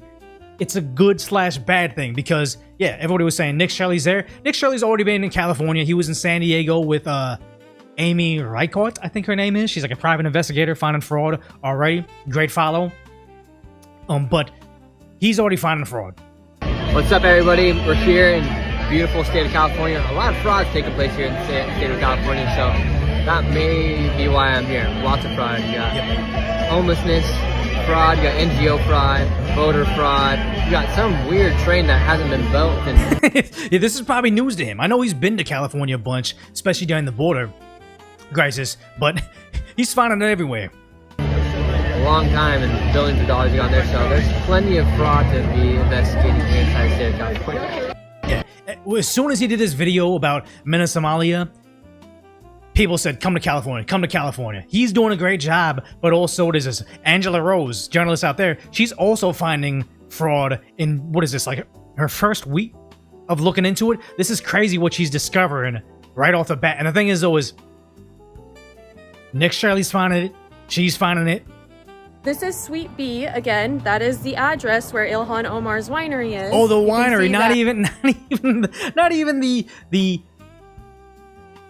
fraud occurring from immigrants owning medical facilities, layering centers, adult daycares, transportation services. This is just Ilhan Omar, the person over there, well, Minnesota, the congresswoman, that apparently had a winery go from something, I'm making the numbers up, but it was something to the effect of $15,000 net worth to like $5 million net worth. I think chat will probably know something insane.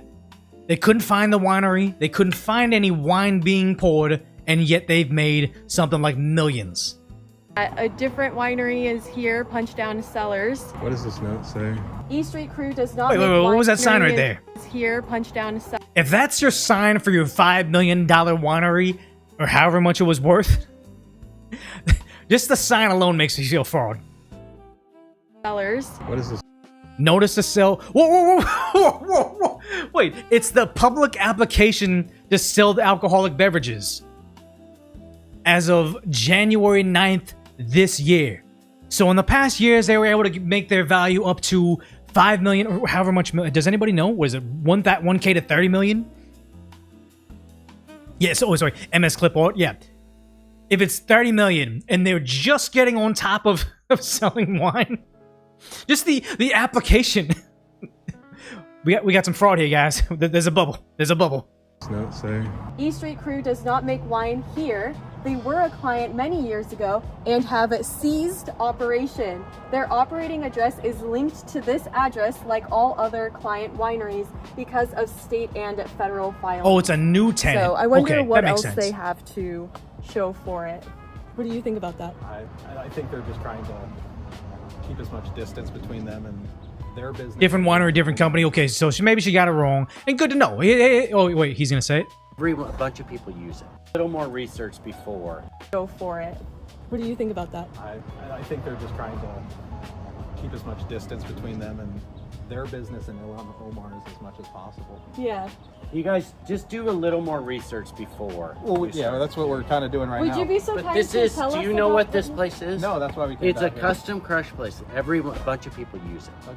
Right? Yeah. So Yeah. it's like renting instead of owning. Like a WeWork place. Yeah, everybody can go there and get an office. Yeah. So there's like about 40 of us in here making wine. Yeah. Okay. This guy's upset. Cool. Whatever. But is what they're saying the winery at this address is Ilhan Omar's, but it's not actually there. They're just using the address. It's like for my LLC, I have I forget what it's called, but it's like a mailbox thing. It's not like a UPS store box. It's not like a USPS box. It's a place because my LLC, I think the rule is I need to have somebody manning it, the business at all times. So I pay for a mailbox at something that probably my address is like the same address as like 80 other businesses. Yeah, P.O. box, co-working space, like that. So I don't have a P.O. box. It's like an actual office building. I'm not there, never been there, but it's still my business. So they'll what do you call them? Registered agent, I think it's called. But yeah, the idea that he's upset about this, but that means that a allegedly $30 million winery is using his address should be an issue, because also he's working hard. Is this a seller? He's trying to sell wine or whatever it is. He's trying to do business, not even knowing. You're being an idiot. You're being an idiot. Why are you actually opening up a physical wine store when you can just have a layering wine store, collect $30 million, and never serve a drop of wine. Like you were also a victim of this. Stop getting angry at journalists for being wrong some of the time, because yeah, independent journalists will be wrong, just like I'll be wrong sometimes, just like the mainstream media would call it wrong sometimes. The experts will be maliciously wrong sometimes, saying 6 feet is what's gonna keep us safe. Actually, we just made that number up. People are entitled to their mistakes. You getting angry at them and being snarky about it just makes me feel like you are willing to be a victim of this fraud. Yeah, we're just trying to. Like, you saying he's getting a kickback? I don't know. Really I don't think so. We see that. Next time, just call. No, that's not what a journalist does. They don't just call. They show up. There's nothing going on here. So. The pastor told us that Punch Down Cellars makes wine for 14 different. They don't make wine. Or crushes. Crush it and you hold it.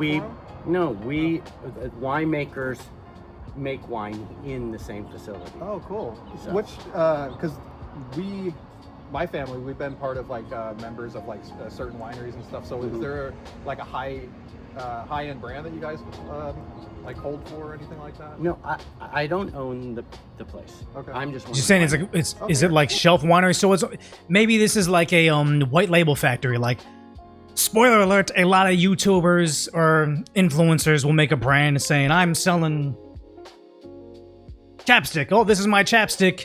I trust this chapstick more than anything," but you just call the manufacturer, they slap on decoy brand chapstick. It's the same chapstick you can get at Walgreens or Walmart or whatever, Wall-E. I just have my name on it. I overcharge you by $30. You think you're getting something better, but it's the same thing. It's called white labeling. I wonder if that's what it is. Yeah, he can't even talk shop. Maybe he's part of it. I don't think so, though. There's a bunch of us under one roof. Awesome. That's all. What's your winery's name? Well, I'm not going to get into it. Okay. But it's not that one. Oh, yeah, obviously. He's so upset. He didn't really seem very happy. Yeah, he was not happy about this. Coming to check this place out or something, that they needed to put a sign on it? I mean, probably. I haven't noticed anything. I would imagine so, because I mean that company's being sued, right? Oh, the company's being sued right now, so okay. Maybe he has a legitimate reason to be upset. I don't know. But the problem is, it's not just Nick Shirley, it's not Angela Rose, it's random. Is he a TikToker? Is this what is this text here? I feel like this isn't TikTok. Maybe it's not maybe it's Facebook. But yeah, he's over there. Okay, you guys, seriously. I went down the hall and there's another corner with 3 different hospices. The same thing that happened with the Laying Center. How in this one weird office park, there's no kids, but every single unit seems to have 6 to 7 different adult daycares or kid daycare. Like, same exact fraud, same exact scam. It's like the million monkey theory. They didn't all teach each other this. They just started to kind of do it naturally and learn it from the fact that they did it once. The fraud was small. The fraud got larger and larger and larger to the hundreds of millions of dollars, maybe billions of dollars, and nobody noticed. So why would they stop? And the good old Ring camera. This is insane, dude. There might be 8 or 9 hospice corporations in this business. So North Hollywood must be booming. Yeah, North Hollywood must be booming. There's nothing up there, guys. The place sucks. But yeah, random guys finding potential fraud. The Senate Aging Committee and Elon Musk actually finding legit fraud. They said, how does LA County have hundreds of thousands fewer seniors than Florida, but over 30 times as many taxpayer-funded hospice care providers? Likely fraud. That's taxpayer money down the drain. It causes higher healthcare costs for American seniors. Thank you, Dr. Oz, and he found it. So it's like, yeah, Rick Scott, Dr. Oz, they're finding this fraud. Shout out to Elon Musk for amplifying this, but also it's even Congresswoman finding it. Like, it's crazy how much fraud they're finding and all this. I also want to talk to you and thank you for being willing. This is a little bit.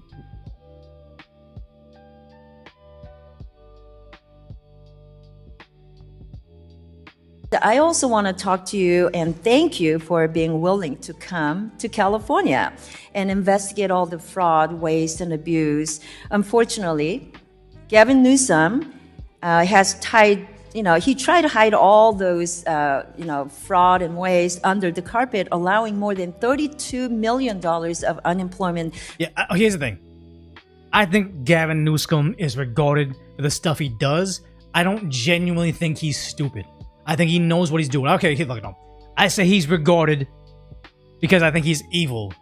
I think he's actually a little bit of a conniving, not genius, but he knows what he's doing. This isn't happening under his nose. Like, what, are we being defrauded? I didn't know that. No, he's benefiting from it. That's why he's allowing it, and that's why he's gonna be implicated in the cover-up, I believe. Fraud that went unchecked. The state has also watched $13 million stolen from California students because of the AI-generated ghost students. AI-generated ghost students is a terrifying thing, because I do remember when I went to city college, community college, whatever you want to call it, in California, so many of my classmates, like I was there, I had 2 jobs, I was struggling, I was a terrible student too, but I was there struggling, and a lot of my classmates were getting equal grades to me. I'm a terrible student, but they didn't care either. They wanted to be like perpetual community college students because, unbeknownst to me, apparently you can just get money for living by being in community college. So it's just like, yeah, we go here, I get Fs, but then I just come back and retake the class because I get more money just being a student. I don't even know how that system worked, but apparently since I've been in college, they figured out how to make AI-generated students, probably illegal immigrant students, like, oh, I'm undocumented, so my name is Joe Schmo, my name is Party Parrot, my name is Decoy Voice. I just make up all these AI people, generate their faces, apply, have them take a seat in a class, because community college, like, seats are always filled and you can't ever get what you need to graduate or transfer over. They're making up students that never go to college. The automated system isn't even built to catch the fraud, and they just get all this money, and I wonder if that money goes overseas. Hey, getting paid not to leer is crazy. Yeah, conservative Asians don't F around because they're oftentimes from socialist nations. Like, she's Korean, but I imagine she has some experience of what North Korea is like, because she was born in South Korea, I believe. Enrolled in community colleges. I suspect this is just the tip of the iceberg in California's fraud, waste, and abuse. Yep. And I've been talking a lot about this. Unfortunately, sadly, the state that I love and I live and I represent a district from, California, has become a fraud capital of the world. And that's why Governor Gavin Newsom is so desperate to erase her congressional seat, because she's causing problems by saving the American taxpayers from fraud, possibly foreign fraud. Her and, I don't know his name right now, it slips me, but the congressman from the Porter Ranch area, it's Los Angeles County, but it's the more conservative Los Angeles County area. It's like where I say all the Rams players live. It's new housing, it's in the hills, it's windy. It's like what Encino used to be, kind of in the foliage, where Chris Brown and all the celebrities could live there. It's kind of getting bad, so now they're moving one up north, Porter Ranch area. Anybody in chat know that guy's name? He's also a conservative politician. Reddit's always losing their mind about him, but probably her. Yeah, the Los Angeles Rams they live up there because off of in Topanga Canyon, like up north of the 101, you got the new Rams practice facility. So they live in Porter Ranch. It's nice, it's secluded, and also they're like a short drive away from the Rams facility, and also their kids can go to that Sierra Canyon High School. It's like the high school that LeBron James and Dwayne Wade's kids go to. Like, I remember being in the area, and it's all the celebrities are there, like the Kardashians are there. Their first varsity basketball game of the season was in China. Like, they get so much national coverage. It's crazy. So sad.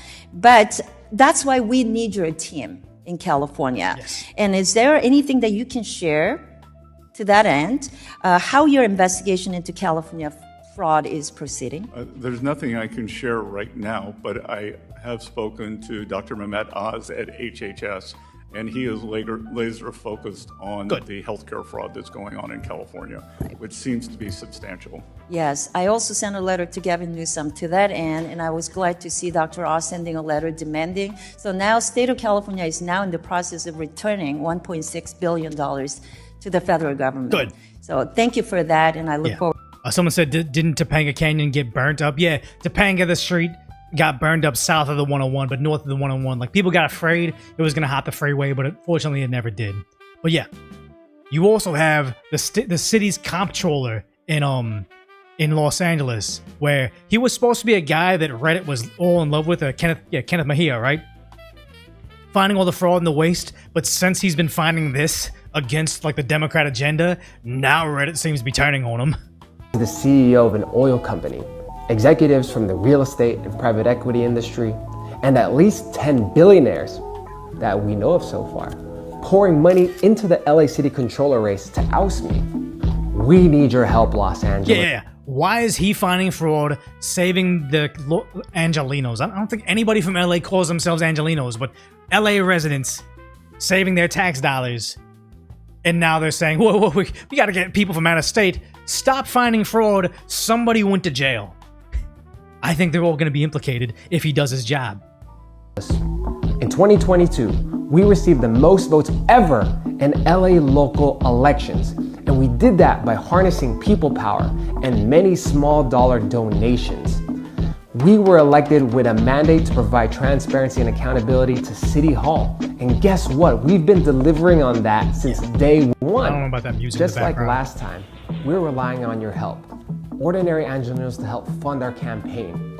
Actually, he talks about this as like insider versus outsiders. And I'm like, I don't know. Is anybody here from LA and you called yourself an Angelino? I don't believe it, man. I don't know, man. I don't know. 77% of our donated amounts came from within the city of Los Angeles, compared to our opponents' 30%. And actually, 47% of our opponents' donated amounts came from out of state. Yeah. We raised $65,000. I don't care about how much money you got. And because of efficiency, yeah, we actually spent the least amount of money per vote last election, spending only 74 cents per vote.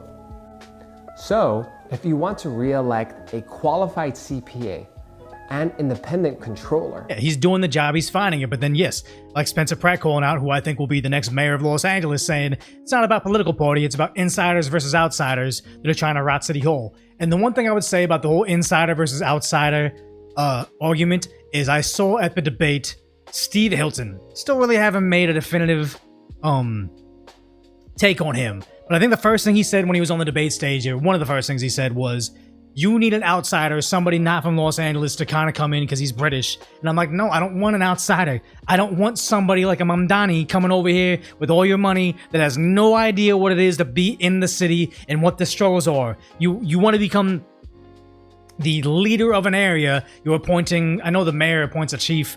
Does the governor appoint the CHP command? I don't know, but okay. But the thing is, you're going to be in charge of all these people. I want you to have experience. I want you to live here for a long time to know what is going on. I don't want outsiders coming in to try to fix things. But here it is. Governor Gavin Newsom, they think he might be wearing mascara. So with all this stuff happening, all the fraud being rampant, people wanting answers, what is Newsom providing in response to all the rampant loss of our tax dollars? Well, this is the same. Oh, this is loud. This is low.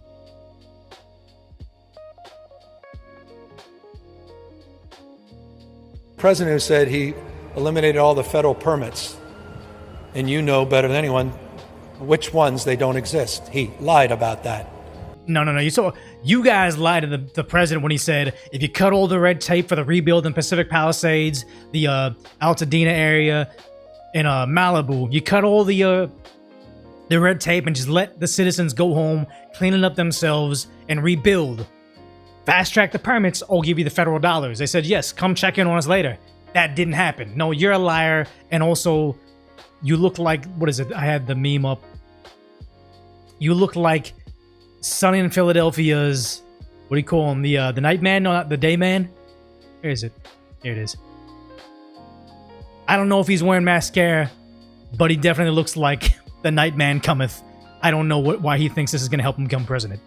He made it up. He said he was going to waive and address the state permits. We had already done that through a myriad of executive orders. These people haven't rebuilt yet. You're lying to us. God damn it. It's fucking night man. It's well discussed and written about. It's all just made up. And now he has a new executive order that it goes into effect when, we don't know. Is it legal? Almost assuredly not. That does something, but no, he hasn't coordinated or connected with anyone to tell him it. It's just because he's running a country. He's snatching our adversaries from other countries. He's getting the tariffs to pay for what our income tax should be waived for. Like, he's doing so many things right now, and because you can't run your state and get it better, you're still focused on flying over to visit him with your knee pads with his name on it. It's like, the wildest thing. He flew to Switzerland to go see Trump with knee pads with Trump's name on it. Beyond parody. Typical Trump, trying to, forgive me, it's a French phrase, piss on the grasshoppers to hear them sing. Rampant fraud in his state. Is anybody French? Like, genuinely, is anybody French in the chat that has ever heard of pee on grasshoppers to hear them sing? Nobody knows what this means. Everybody's spamming. They don't know what this means in chat. Guys, he's saying Trump is making stuff up about the permits. Well, you haven't made the permits either. But then also, nobody French has ever heard of this. Or connected with anyone to tell him it. It's just typical Trump, trying to, forgive me, it's a French phrase, piss on the grasshoppers to hear them sing. Well, this is the same president. No, this is all he has to offer, man. He's talking about the French Laundry, yeah, with people getting drunk off the wine, yeah. He looks like, I already had the thing pulled up. He looks like the night man, but also trying to relate to us, but then just subtly reminding us, hey, I've owned wineries, like. When I say growth and inclusion, we mean business about that. And I know as a business person, I hope I established that. He had to say business person because his party won't allow him to say businessman. Like when he was talking about his wife saying the first partner of the state. It's like, no. You can say your wife, dude. It's not anti-LGBT to say you have a wife. But for you to say my partner makes me feel like you're utterly terrified of upsetting your base. That, and I know as a business person, I hope I established that in the outset. I'm a restaurant guy. I've hoteled some wineries. You know, I understand the impact of the minimum wage. Here's the funniest thing. I understand the impact of the minimum wage. Isn't this the same guy? Correct me if I'm wrong, Chad. Is not he the same guy? I went through his public school system, alright?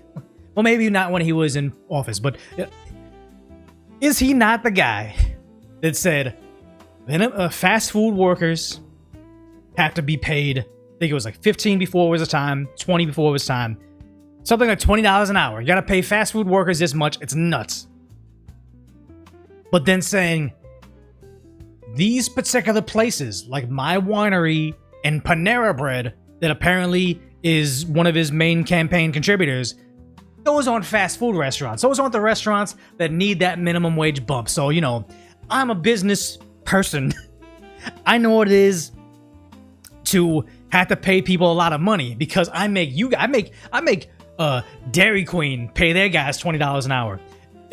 Did on the first day that new minimum wage come in place, did they shut down their business? Yeah, there was that one Dairy Queen. Those employees were all upset. I came in thinking I'm getting paid now, and now there's just a sign on the window. It's gone. I know you guys struggle. All the McDonald's replaced their workers with kiosks, so there's just no work. It's all computers now. Yeah, if they bake bread on site because they serve bread. But then also, I think, didn't Subway have like an exception because they're not baking it, they're reheating it? It was something insane like that. Yeah, Decoy, they serve bread. Totally different. But just the idea that he's trying to sit here and cry, I'm a business non-binary owner. I know what you guys are going through for my terrible policies. This guy's a scumbag. But I'm also proud of the fact that I'm paying my employees more than they do in 20 other states. It's so funny because I think it was the job posting for his dishwasher at one of his businesses was lower than the wage he was saying was a living wage. It was the same thing with, I think it was was it a New York City politician? Was it AOC? Somebody like that that's in the public eye talking about, we demand a living wage, $20 an hour. And then they posted something on the internet saying, we need campaign workers, $10 an hour. all that is just, it's always the same hypocrisy. States in America have $7.25 minimum wage. When I say growth and... Oh, is that what it is? Subway was classified as cake because of the sugar content? Again, always giving themselves exemptions because they know that in the free market they can't survive. But yeah, here he is saying, oh, crap. Trump, what's going on at the border? We are fixing it. We have very strong opinions on border security. That's why we sent the National Guard to the border. Oh, wait. He's saying he sent the National Guard to the border. This was, I don't know. My opinion was a little different than the prior administrations on border security. And that's because he realized that once Trump won the popular vote, he can't win the national election unless he flip-flops on it. It's not an indictment, but it's a reflection of very public actions, not just private thoughts that were expressed, public thoughts. He's worse than Carambola. But here he is during Biden's administration. This whole damn border debate is made up. It's made up. This whole damn border debate. He offers nothing, provides nothing. But why we're talking about the election in the first place is in California. Chad Bianco leads the poll for governor, and then Steve Hilton, another conservative, is number 2. So you have Katie Porter yelling at her housekeeper or whatever, Swalwell being affiliated with Fang Fang, and then Steyer, someone that I've never heard of, and I cover all this stuff all day. It's crazy because right now, Steve Hilton is running all this stuff about Bianco bending the BLM. It is something that Bianco definitely needs to address, but I would think that this would be coming from Fang Fang's ex, or the housekeeper yeller, and Steve Hilton, because what we have in California apparently is it's called a jungle primary, meaning you don't run as a Republican, you don't run as a Democrat. You have the label, but everybody runs against each other, and then the people vote, and the top 2 candidates get to be on the ballot. Jungle primary. Californians might just have an option between the 2 conservative candidates and actually have no Democrat by default person to vote for. And I know that a lot of the regular Democrat by default voters will go for the person that seems the most moderate, but I would be very curious to see, should Steve Hilton's effort to knock down Bianco fail and they win both 1 and 2, like, I don't think they should be running against each other. They should be in unison until the actual election when they win the jungle primary.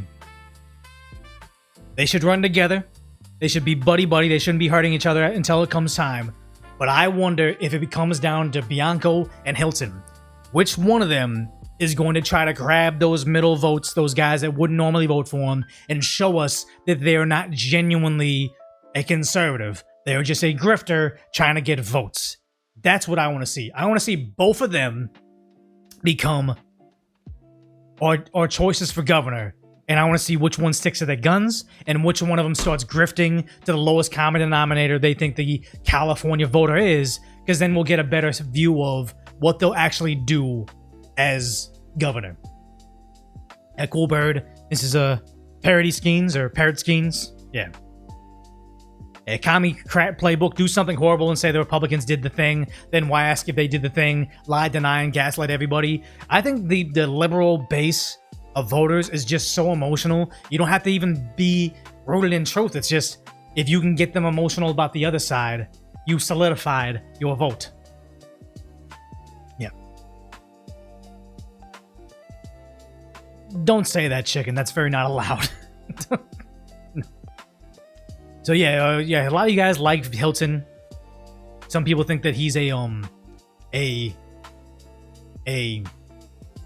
from the UK, so he's not us. But I mean, like that. What was that? That what was her name? Young Kim. She was born in South Korea, and she's one of our best congresswomen. So yeah. Yeah. Middle voters are zombies of politics. No, nothing going on in their brain. No, I think it's the die-hard, vote blue, no matter who. That's the brain-dead people. Like a lot of people that weren't even Republicans have voted for Trump all 3 times.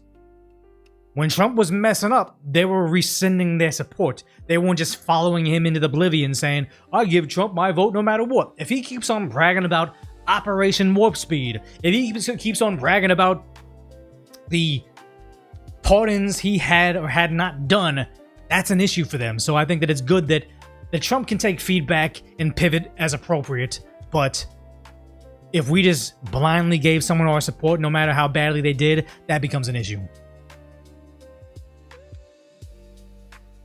Anybody with a pulse is probably better than Newsom at this point. No, I think there's a lot of evil individuals. We need to get someone that isn't a career politician out of it. The one thing people were saying about Bianco is he didn't show up to the debate. I think, like Trump, he doesn't need to show up to the debate. And also, people forget the sheriff is a elected position. It's not like the police chief who gets appointed by the mayor. The sheriff runs for election. He's no stranger to this. Yeah, a lot of you guys in Los Angeles are MAGA. It's insane to me how many of my ex-coworkers have since hit me up, randomly finding the decoy channel and saying, "Oh man, I found your stuff, everything's based. I like what you say." And it's like, yeah, a lot of my coworkers that would probably just be vote blue no matter who, Democrat by default, just parrot all the talking points they saw at the Grammys. They're very, very conservative. They're just afraid to say it in public.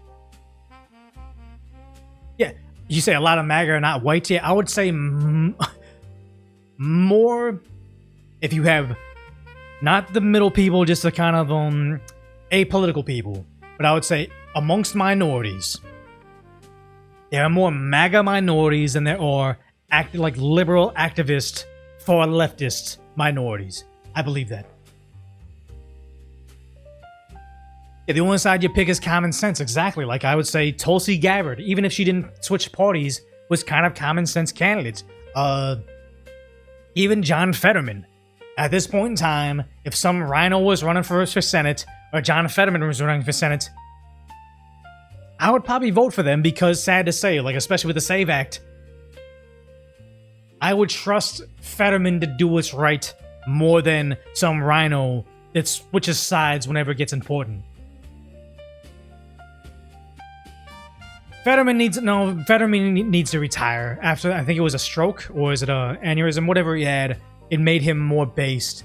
But anybody that has that many health issues, they just need to retire, take care of their health, like work is stress. Him traveling around, he doesn't need to do that. He just needs to retire, be relaxed, and then that'll be what's best for him, you know?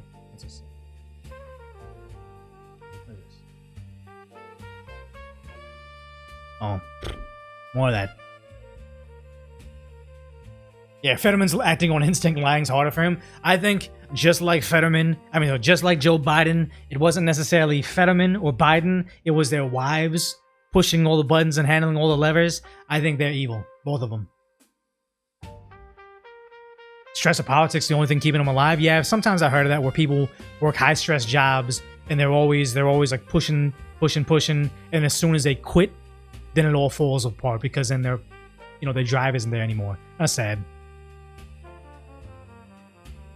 So you know what? Let's go ahead and just cover one more thing. I had a lot of stuff to pull up, but let's just go ahead and pull up this last topic, which is the Starbucks employees making a stand. Again, the Starbucks employees, they have a very, very woke brand, a very, very woke company behind them. But whenever it comes down to offending 51% of the country, it seems like Starbucks as a company backs down. Like, they're not even allowed to wear those political pins anymore. The presence of ICE agents pose a threat to everyone. Current guidance is inadequate. We are empowered to ask agents to leave if and only if they are harassing or disrupting business. Okay, yeah, again, just like how when these employees, or not employees, these activists yell at Target employees, "You need to quit your job to stop ICE from operating in your parking lot." Federal law enforcement, not even local law enforcement, doesn't need your permission to arrest criminals. I know you guys have a delusional view of yourselves, but this is not the real world. The only way to prevent this from happening in the first place to our customers or us is to prevent them from access to the premises outright. Back to Starbucks describes our store as a places designed for comfort, connection, community. For who? The homeless people that hang out in your locations at all hours of the day? Like, I don't know which one this is. This is, yeah, Starbucks Workers United. Yeah, okay. This isn't possible and isn't true. When our coworkers and workplace allow ICE agents into our stores, You don't allow them in your stores. They walk in like this. You open to the public. You are so delusional. for its partners and the sake of its customers, Starbucks will follow hundreds of businesses and forbid ICE from entering without a warrant. Again, they don't need a warrant. They don't need to show it to you for one. They also don't need a warrant in a lot of these scenarios, like when they said that thing that happened outside the church. Oh, it was a food drive, and then they arrested a guy. I think he wasn't he someone that was known to harm women? I don't remember. But they arrested a guy that was running from him. They thought he was armed, but they got him. They don't need the church's permission. They don't need Starbucks' permission. They can just go in there. None of you have an inkling of you have no knowledge of our justice system, and yet you're trying to tell Starbucks, corporates, with all their high-powered lawyers and attorneys that... I'm not trying to be mean. I love baristas and hard-working people. I love coffee. But because you know how to make a mocha frap, you know better than Starbucks' high-powered attorneys, and also federal agents. If Starbucks cannot follow, baristas will leave. Thank you for your time, and we'll now walk off on protest to unremitting unfair labor practices. Oh, again, it just went back to socialism. Like all these movements, it starts off saying, stop separating families, but also free Palestine, but also socialism, but also living wage. It almost seems like you just have a whole bunch of talking points you're programmed with, and you're parroting back. You don't know what you're really saying. You just think you're holier than thou because you're saying the right things. On Reddit, this speech slapped. 5,000 upvotes. Were most of them Chinese bots? Who knows? Doesn't matter. You recorded this for yourself. You posted it on SB Workers United, probably this Starbucks Workers United, talking about a living wage, unfair. Like, if you had a point, you would make it. You wouldn't just shotgun together all your favorite tweets from the last year and say, this is why I'm walking off the job. You're walking off the job because you're lazy. Okay? Sad to say. Again, I think they're hardworking people. I think under one-on-one conversations, if I can sit there and say, here's why law enforcement can come on your premises. Here's why the attorneys can't stop them. Here's why even if you guys strike on 70 different locations, they're just going to wash you guys out. Like, you could get to them because I think that they are well-intentioned, low information. They get here because you have stuff like this. I'm not going to play this video because it's a kid, but you can tell it's looks like a kindergarten classroom. They're getting programmed like this. It happens at a very young age, getting indoctrinated because you don't get here without a lifetime of this. But the sad part is, all the high school kids walking out, it's a very, very dangerous situation. They're running on cars. They're out there in the snow. And just like I said in my previous video, where they're using the kindergarten kids to march in the streets, and I think they should be sued to oblivion, that school. They're letting the high school kids walk out and protest.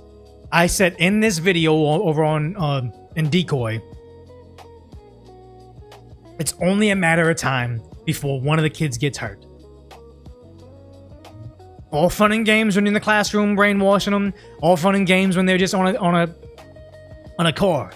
But eventually, and we can't play the video because it is them getting run over, in Nebraska, the kids walked off campus.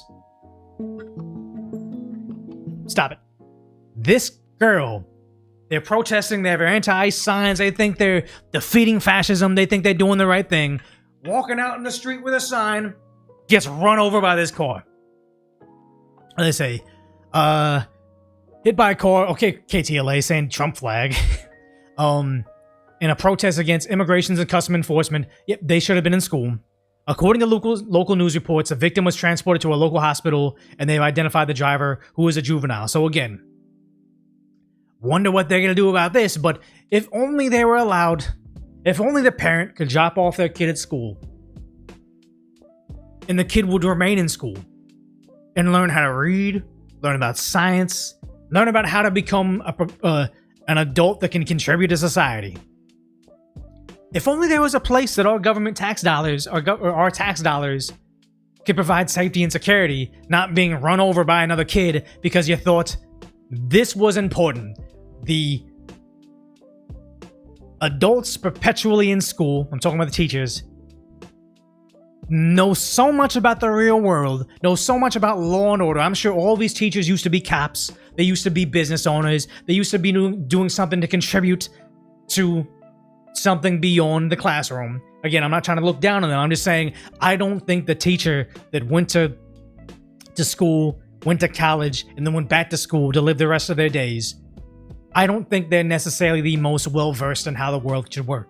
I don't think they should be taking their activism and putting it on the young and impressionable minds, so they're out there going to work saying, we need more money because of ICE agents are in here, and also teach the kids how to go in the street because this is our movement, so they can be run over in the sacrificial lamb.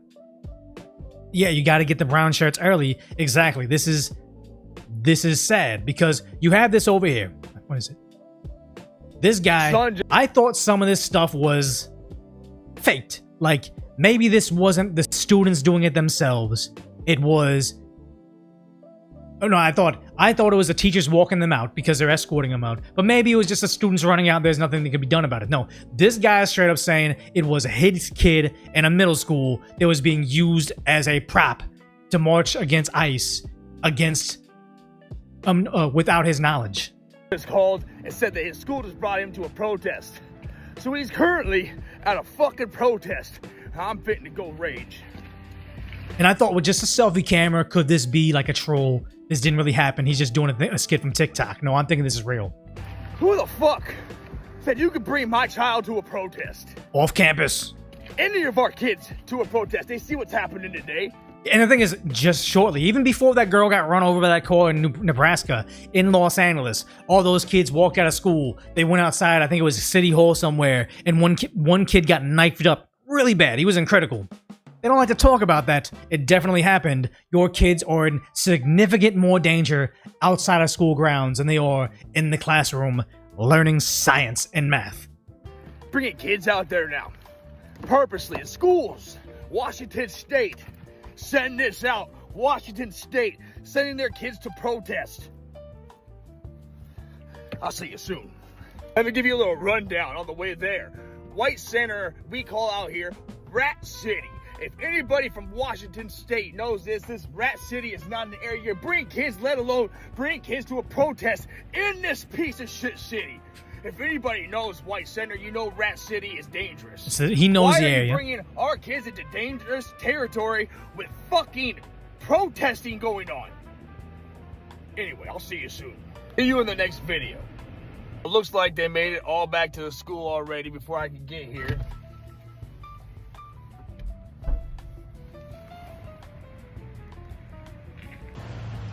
Yeah, so they all just got back before I can get here. Okay, so the police brought them back in. But they definitely were protesting. You see the signs. It's raining out there, so it's super dangerous for them to be outside like this.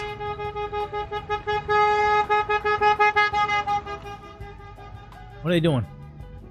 Fucking furry teachers on their bikes. Is this really what's going on? It's just This is craziness. This is craziness.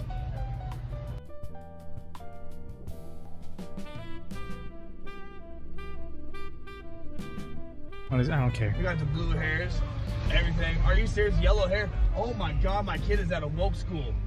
What is going on? This is Cascade Middle School, everybody. Cascade Middle School. In I don't like the idea that he's Washington driving State. while doing this, though. Did you consent to that? I didn't want to.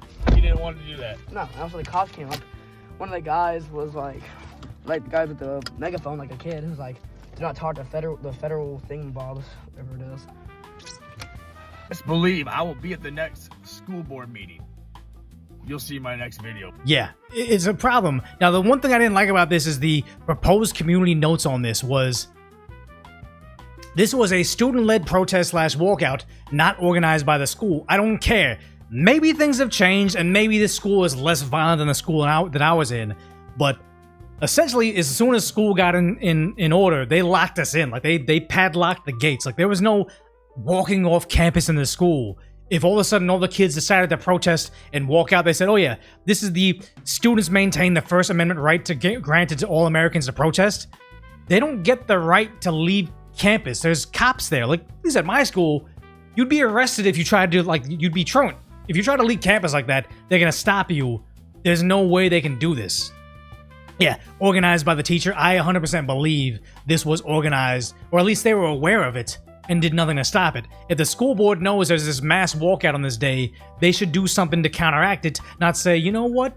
We agree with the protest and your First Amendment rights to waste your day, possibly get, best case, possibly get hit by a car, worst case, get knifed up by another student, but it's because it's the movement we believe in too. No, this is a major issue because they're listening to people like this. Like this looks like this is an adult.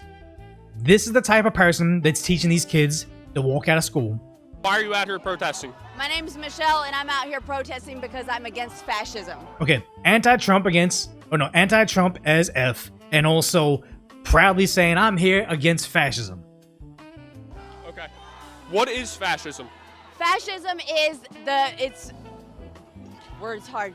Fascism is the authoritarian. Here's the thing, is I understand what it is to get tongue-tied. I'll be talking all the time and I'll say, hey chat, what's the name I'm thinking of? What's the word I'm thinking of? I always forget the it's not recidivism, it's not remission, it's not retribution. It's the word when you get money here and you send it back to another country. I always forget that word. I know what it is to be put on the spot and kind of not know what it is. Oh my, I speak Bidenese every now and then. Remittance, thank you guys. Remittance, I always forget that word. The parrot keeps on brainwashing me, guys. But I know what it is to forget stuff and be tongue-tied. But I also don't start a podcast talking about, we need to finish remittance. Remittance is bad. My sweater is about fighting remittance. I'm here to tell you, my name's Decoy and we're against remittance. Like, it'd be regarded for me to say I'm here to fight this thing. But also, what's that thing? Why are words so hard right now? Fascism is an authoritarianism that is about it's evil. It's evil, guys. Focusing on one demographic, right? So it's. I'm out of breath now. This is the person that's telling you get out there in the street. It's a person that's liking the post on Facebook, that's reposting a celebrity tweet, that's telling everybody get more activists. I'm wearing this shirt. Again, don't make something your entire personality if you can't even define it. It's taking over and excluding the people, excluding smaller demographics. And is it? It's squashing opposition, right? So it's a regime that takes over for themselves and not for the actual people. This is supposed to be a democracy that is for the people, but this is just for them, and that's what fascism is. Oh, and they all got this. I hate this so much. They all got the Handmaiden's Tale outfit. It's the shame sign. They're wearing the red and everything. It's sad that the left, I didn't even notice this earlier, they always have to go to a fictitious rendition of what it is to oppress women. The Handmaiden's Tale. It's evil. It's what Trump is doing. It's a fictional novel that turned into a show about what spooky Trump would do. When there is legitimately a country and a religion that does something very similar, if not fucking worse, than The Handmaiden's Tale. And if you asked her, should we import millions of individuals from these countries that practice this religion that would do what is objectively worse than The Handmaiden's Tale? Top to bottom, I can 99.99999% guarantee they would be for that religion taking over their entire block and then becoming more like that. If that people from that religion decided to defraud them from hundreds of millions of dollars, they would be okay going out in the street, fighting our federal agents, losing their life because they're trying to support people from a religion that does that. Oh, good. Freedom religion, I'm for it, whatever. I just think it's very self-defeating for white liberal woman about the progressive movement, the LGBT movement, to be importing millions of people from a religion that is against everything that they stand for. And also the idea that the country in question we're talking about has something like a 99% female G, a lot of words in the middle, mutilation. They practice that shit. It's horrifying. And they're for it. because they don't know what fascism is. They don't know why they don't like Trump. They just know all the social media bots told them the same thing, and now I can come out here and say anti-Trump as F because he's against importing all the people that support female GM. Let's wear this outfit of a fictitious TV show because it's somehow more applicable than what the right wing is fighting. Yeah, all ridiculous. But this is the person teaching your kids, the type of person teaching your kids to get out there, and then they become teenagers and parrot the same nonsense. Well, actually, don't even know what they're parroting. We're here because we believe that ICE is doing things. Homemade sign, but this girl gets there and is willing to hold the paid for sign. Somebody printed this out overnight from Los Angeles to Minneapolis. Stop terror, something liberation. I believe a lot of these signs are also something along the lines of socialism. That are so much worse than the people who are here who are immigrants. They are doing nothing. They don't deserve to be treated like.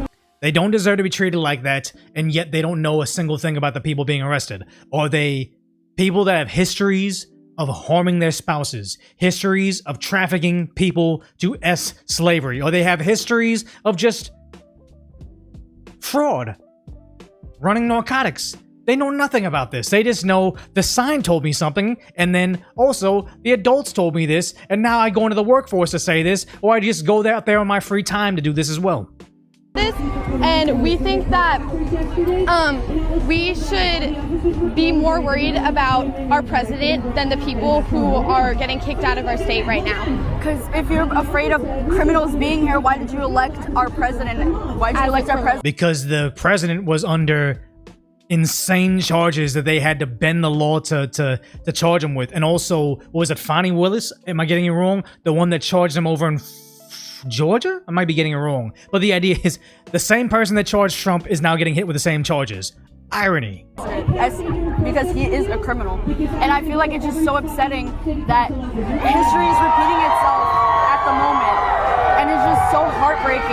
And yeah, we have done this over and over again. We've done this over and over again. So this is part of their identity now. Through history, when people are like not accepting us and not like giving us our rights, and it's really frustrating that why are we even doing this? Why do we need to do this? Yeah, why are we doing this? Is there somebody paying? Is there somebody paying people to get you out there, and now you're out there doing it for free? Why are you doing this? Over and over and over and over again. Like, just let people have their rights. Everyone deserves to be happy. Yeah, you have the rights. You have the rights to go through the legal processes that come to the country. I wouldn't say it's not that difficult, because it is very difficult, but the idea is there's a right way to do it, but criminals don't deserve, if you don't go through due process to come in, I don't think you should get due process to go out. Sorry. Everyone deserves, everyone is human, and the way that we are treating people is completely unfair and unjust. Yeah. Okay, ready? Okay. We love immigrants! ICE can suck our fucking dick! Jesus. They're proudly doing this, but again, I don't necessarily blame them for being brainwashed, because there are individuals that say, fight fascism, cannot identify it, the teachers will tell it to you, these Starbucks employees will tell it to you, and they end up like this, very, very, very uneducated, and it's unfortunate, because it's happening everywhere. How are you protesting today? We're protesting ICE. Why? Because ICE is deporting citizens, and that's not good. Can you name one? Citizens! Again. Guys, there's a bubble. There's a bubble. We gotta homeschool all the kids, get rid of public schools, jail everybody involved. I don't care. One U.S. citizen that was deported by ICE? Not off the top of my head. And I feel bad for them because, again, it's a brainwashing system they're a victim of. Again, in a very, very closed loop, like if this is one of my nieces, I'm sure you can have a conversation with them and you can get them back to reality, because they're in this bubble of all these teachers that are very socialist and want to put all these ideas in their head and would probably suspend you if you say something wrong. It's not all their fault. All right, so she can't name one. Is there anything else ICE is doing wrong? They're killing innocent people. Like who? Renee Good. Renee Good? Wasn't she actually resisting arrest?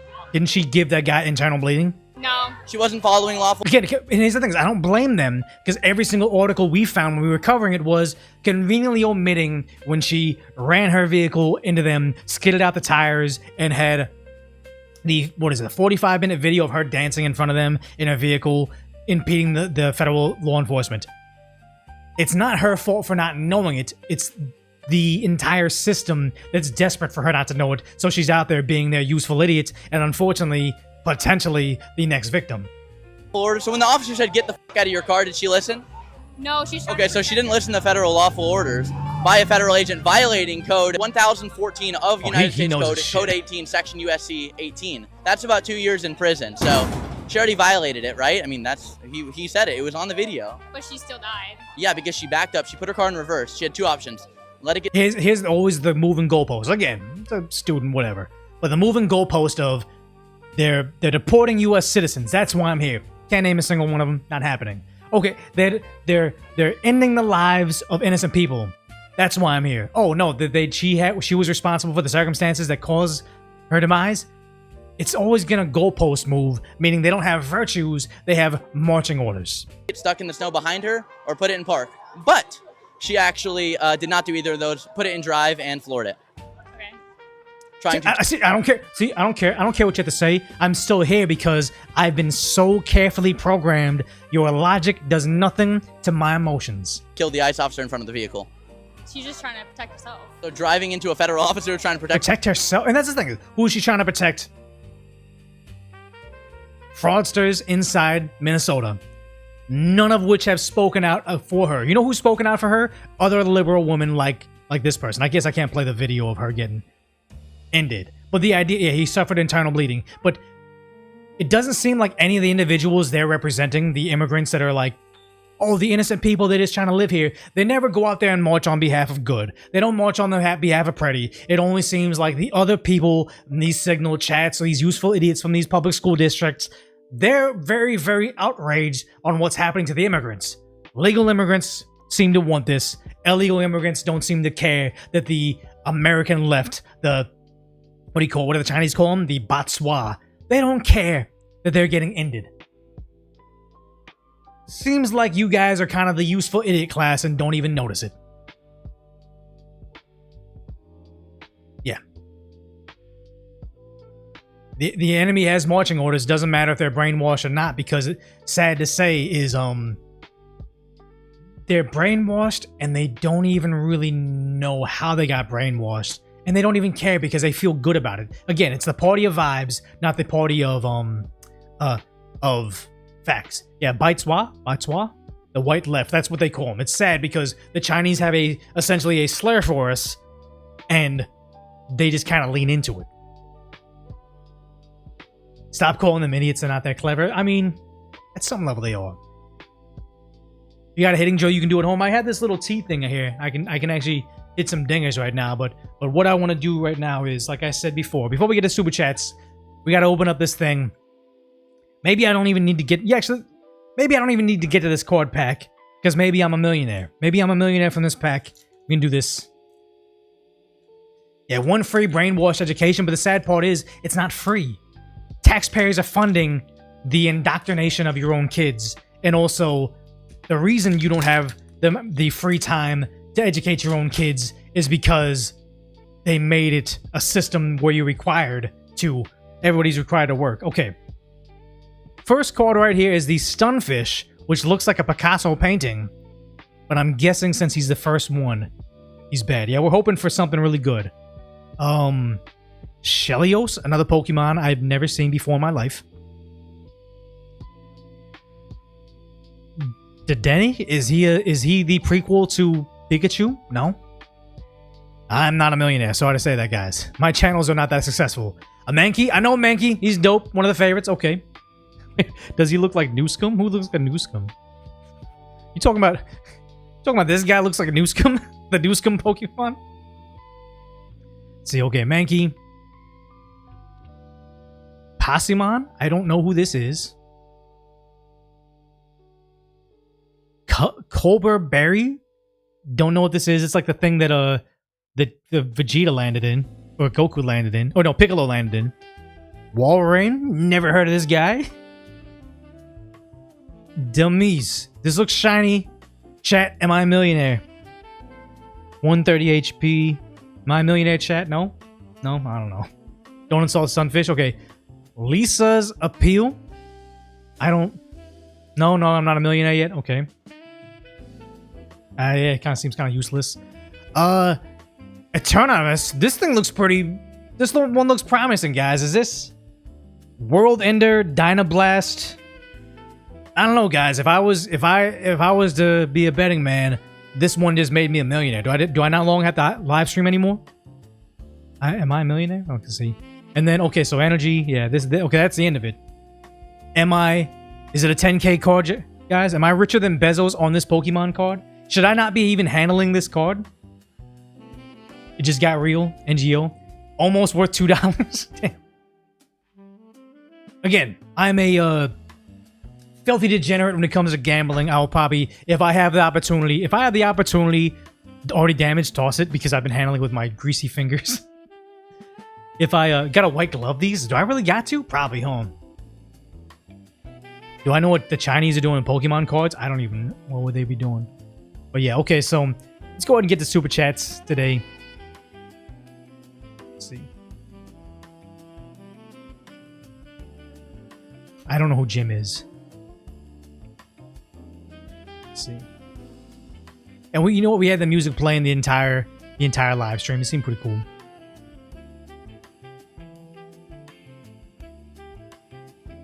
Yeah. It's so... Dreamer Fireworks with the $1 super chat. Appreciate that. Moderator, voice of the people, saying raising the minimum wage only makes the new wage poverty level, permanently lowering the value of the dollar. Exactly. It's all about just buying votes, letting the constituents be happy for a moment, and then realizing, wait, I'm still poor. Watchman says you need a pirate outfit with a peg-leg bat, and yes, for the parrot, he should be called Bowie. Okay, dig that. Pirate should be a membership tier icon. So on Decoy Voice or Decoy, I have memberships over there, but I would hate to say, hey, you guys have been giving me money for a long time on Decoy. Pay me again. I feel uncomfortable asking for the money for the first place. At some point in time, I'll probably do like a Patreon or a subscribe store or Ko-Fi or whatever, Substack, have some sort of paid for content, and then make it worth it by providing something else. I don't know. Devastator saying it's been a while. Yeah, appreciate that. YD, the moderator, saying, didn't you say a couple streams ago there was a state or something giving undocumented immigrants real IDs that does defeat the intended purpose? Exactly. I forgot what state it was. Probably California. But me getting my ID, my real ID, when I was getting my passport, if you're not born in the country, your documentation is very hard to get, especially from your country of origin. It's difficult to get the things you need for a real ID. But apparently, illegal immigrants can get a real ID with a name, no name given, and drive around, and I think they can use that to register to vote. It's not allowed, but they do it. It's already been compromised. Real ID means nothing. Thank you, Makura, for this huge super chat saying just some support for Decoy. W. Burke says, I'm in the wine industry. Co-working facilities are very normal. Odd that he won't comment on the 35 million elephant in the room when most winemakers in such a place will never see 1 million in their lives. Yeah, that's why I kind of feel like he was complacent or maybe possibly affiliated with it, because if it means there's fraud occurring in that address, he's also one of the victims.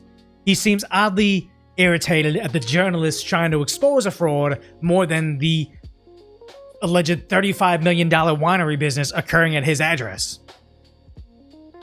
John says, been done with Starbucks since 9/11. There's a story about how all the businesses were giving free water to first responders at sex Starbucks. Yes, corporations are going to be evil corporations, but like I oftentimes will say is, my local Starbucks is a bunch of college-age kids just trying to make ends meet. I think Starbucks pays college tuition. They're hardworking individuals. I'm sure we don't match up politically, but I'm certain if we were in the same college class, worked out at the same gym, or in some flag football league, we'd get along. They seem like nice, hardworking people. They're not on crazy welfare, staying at home, not doing nothing. I want to support my local employees, giving them tips. Companies are going to be evil. Everybody seems to like Party Parrot here, or Parrot Skeens or Parody Skeens here. But Disney, not the greatest company. You do your best to avoid evil, but I mean, at some point in time, yeah, no, not just the tip, guys. Come on, but just you try to do your best, but also you don't try to be such an uptight person on things. It's like, oh, the MLB is woke one point in time, so let me not have my mindless sports ball to just stop doom scrolling on social media. Like, I try to balance it out. Yeah. You're gonna have to deal with evil, do our best to avoid it, but I mean, the world is what the world is, unfortunately. So yeah, today's gonna be kind of a shorter live stream because we just kind of impromptu on Wednesday, but we'll hit it up at least on Monday. But I mean,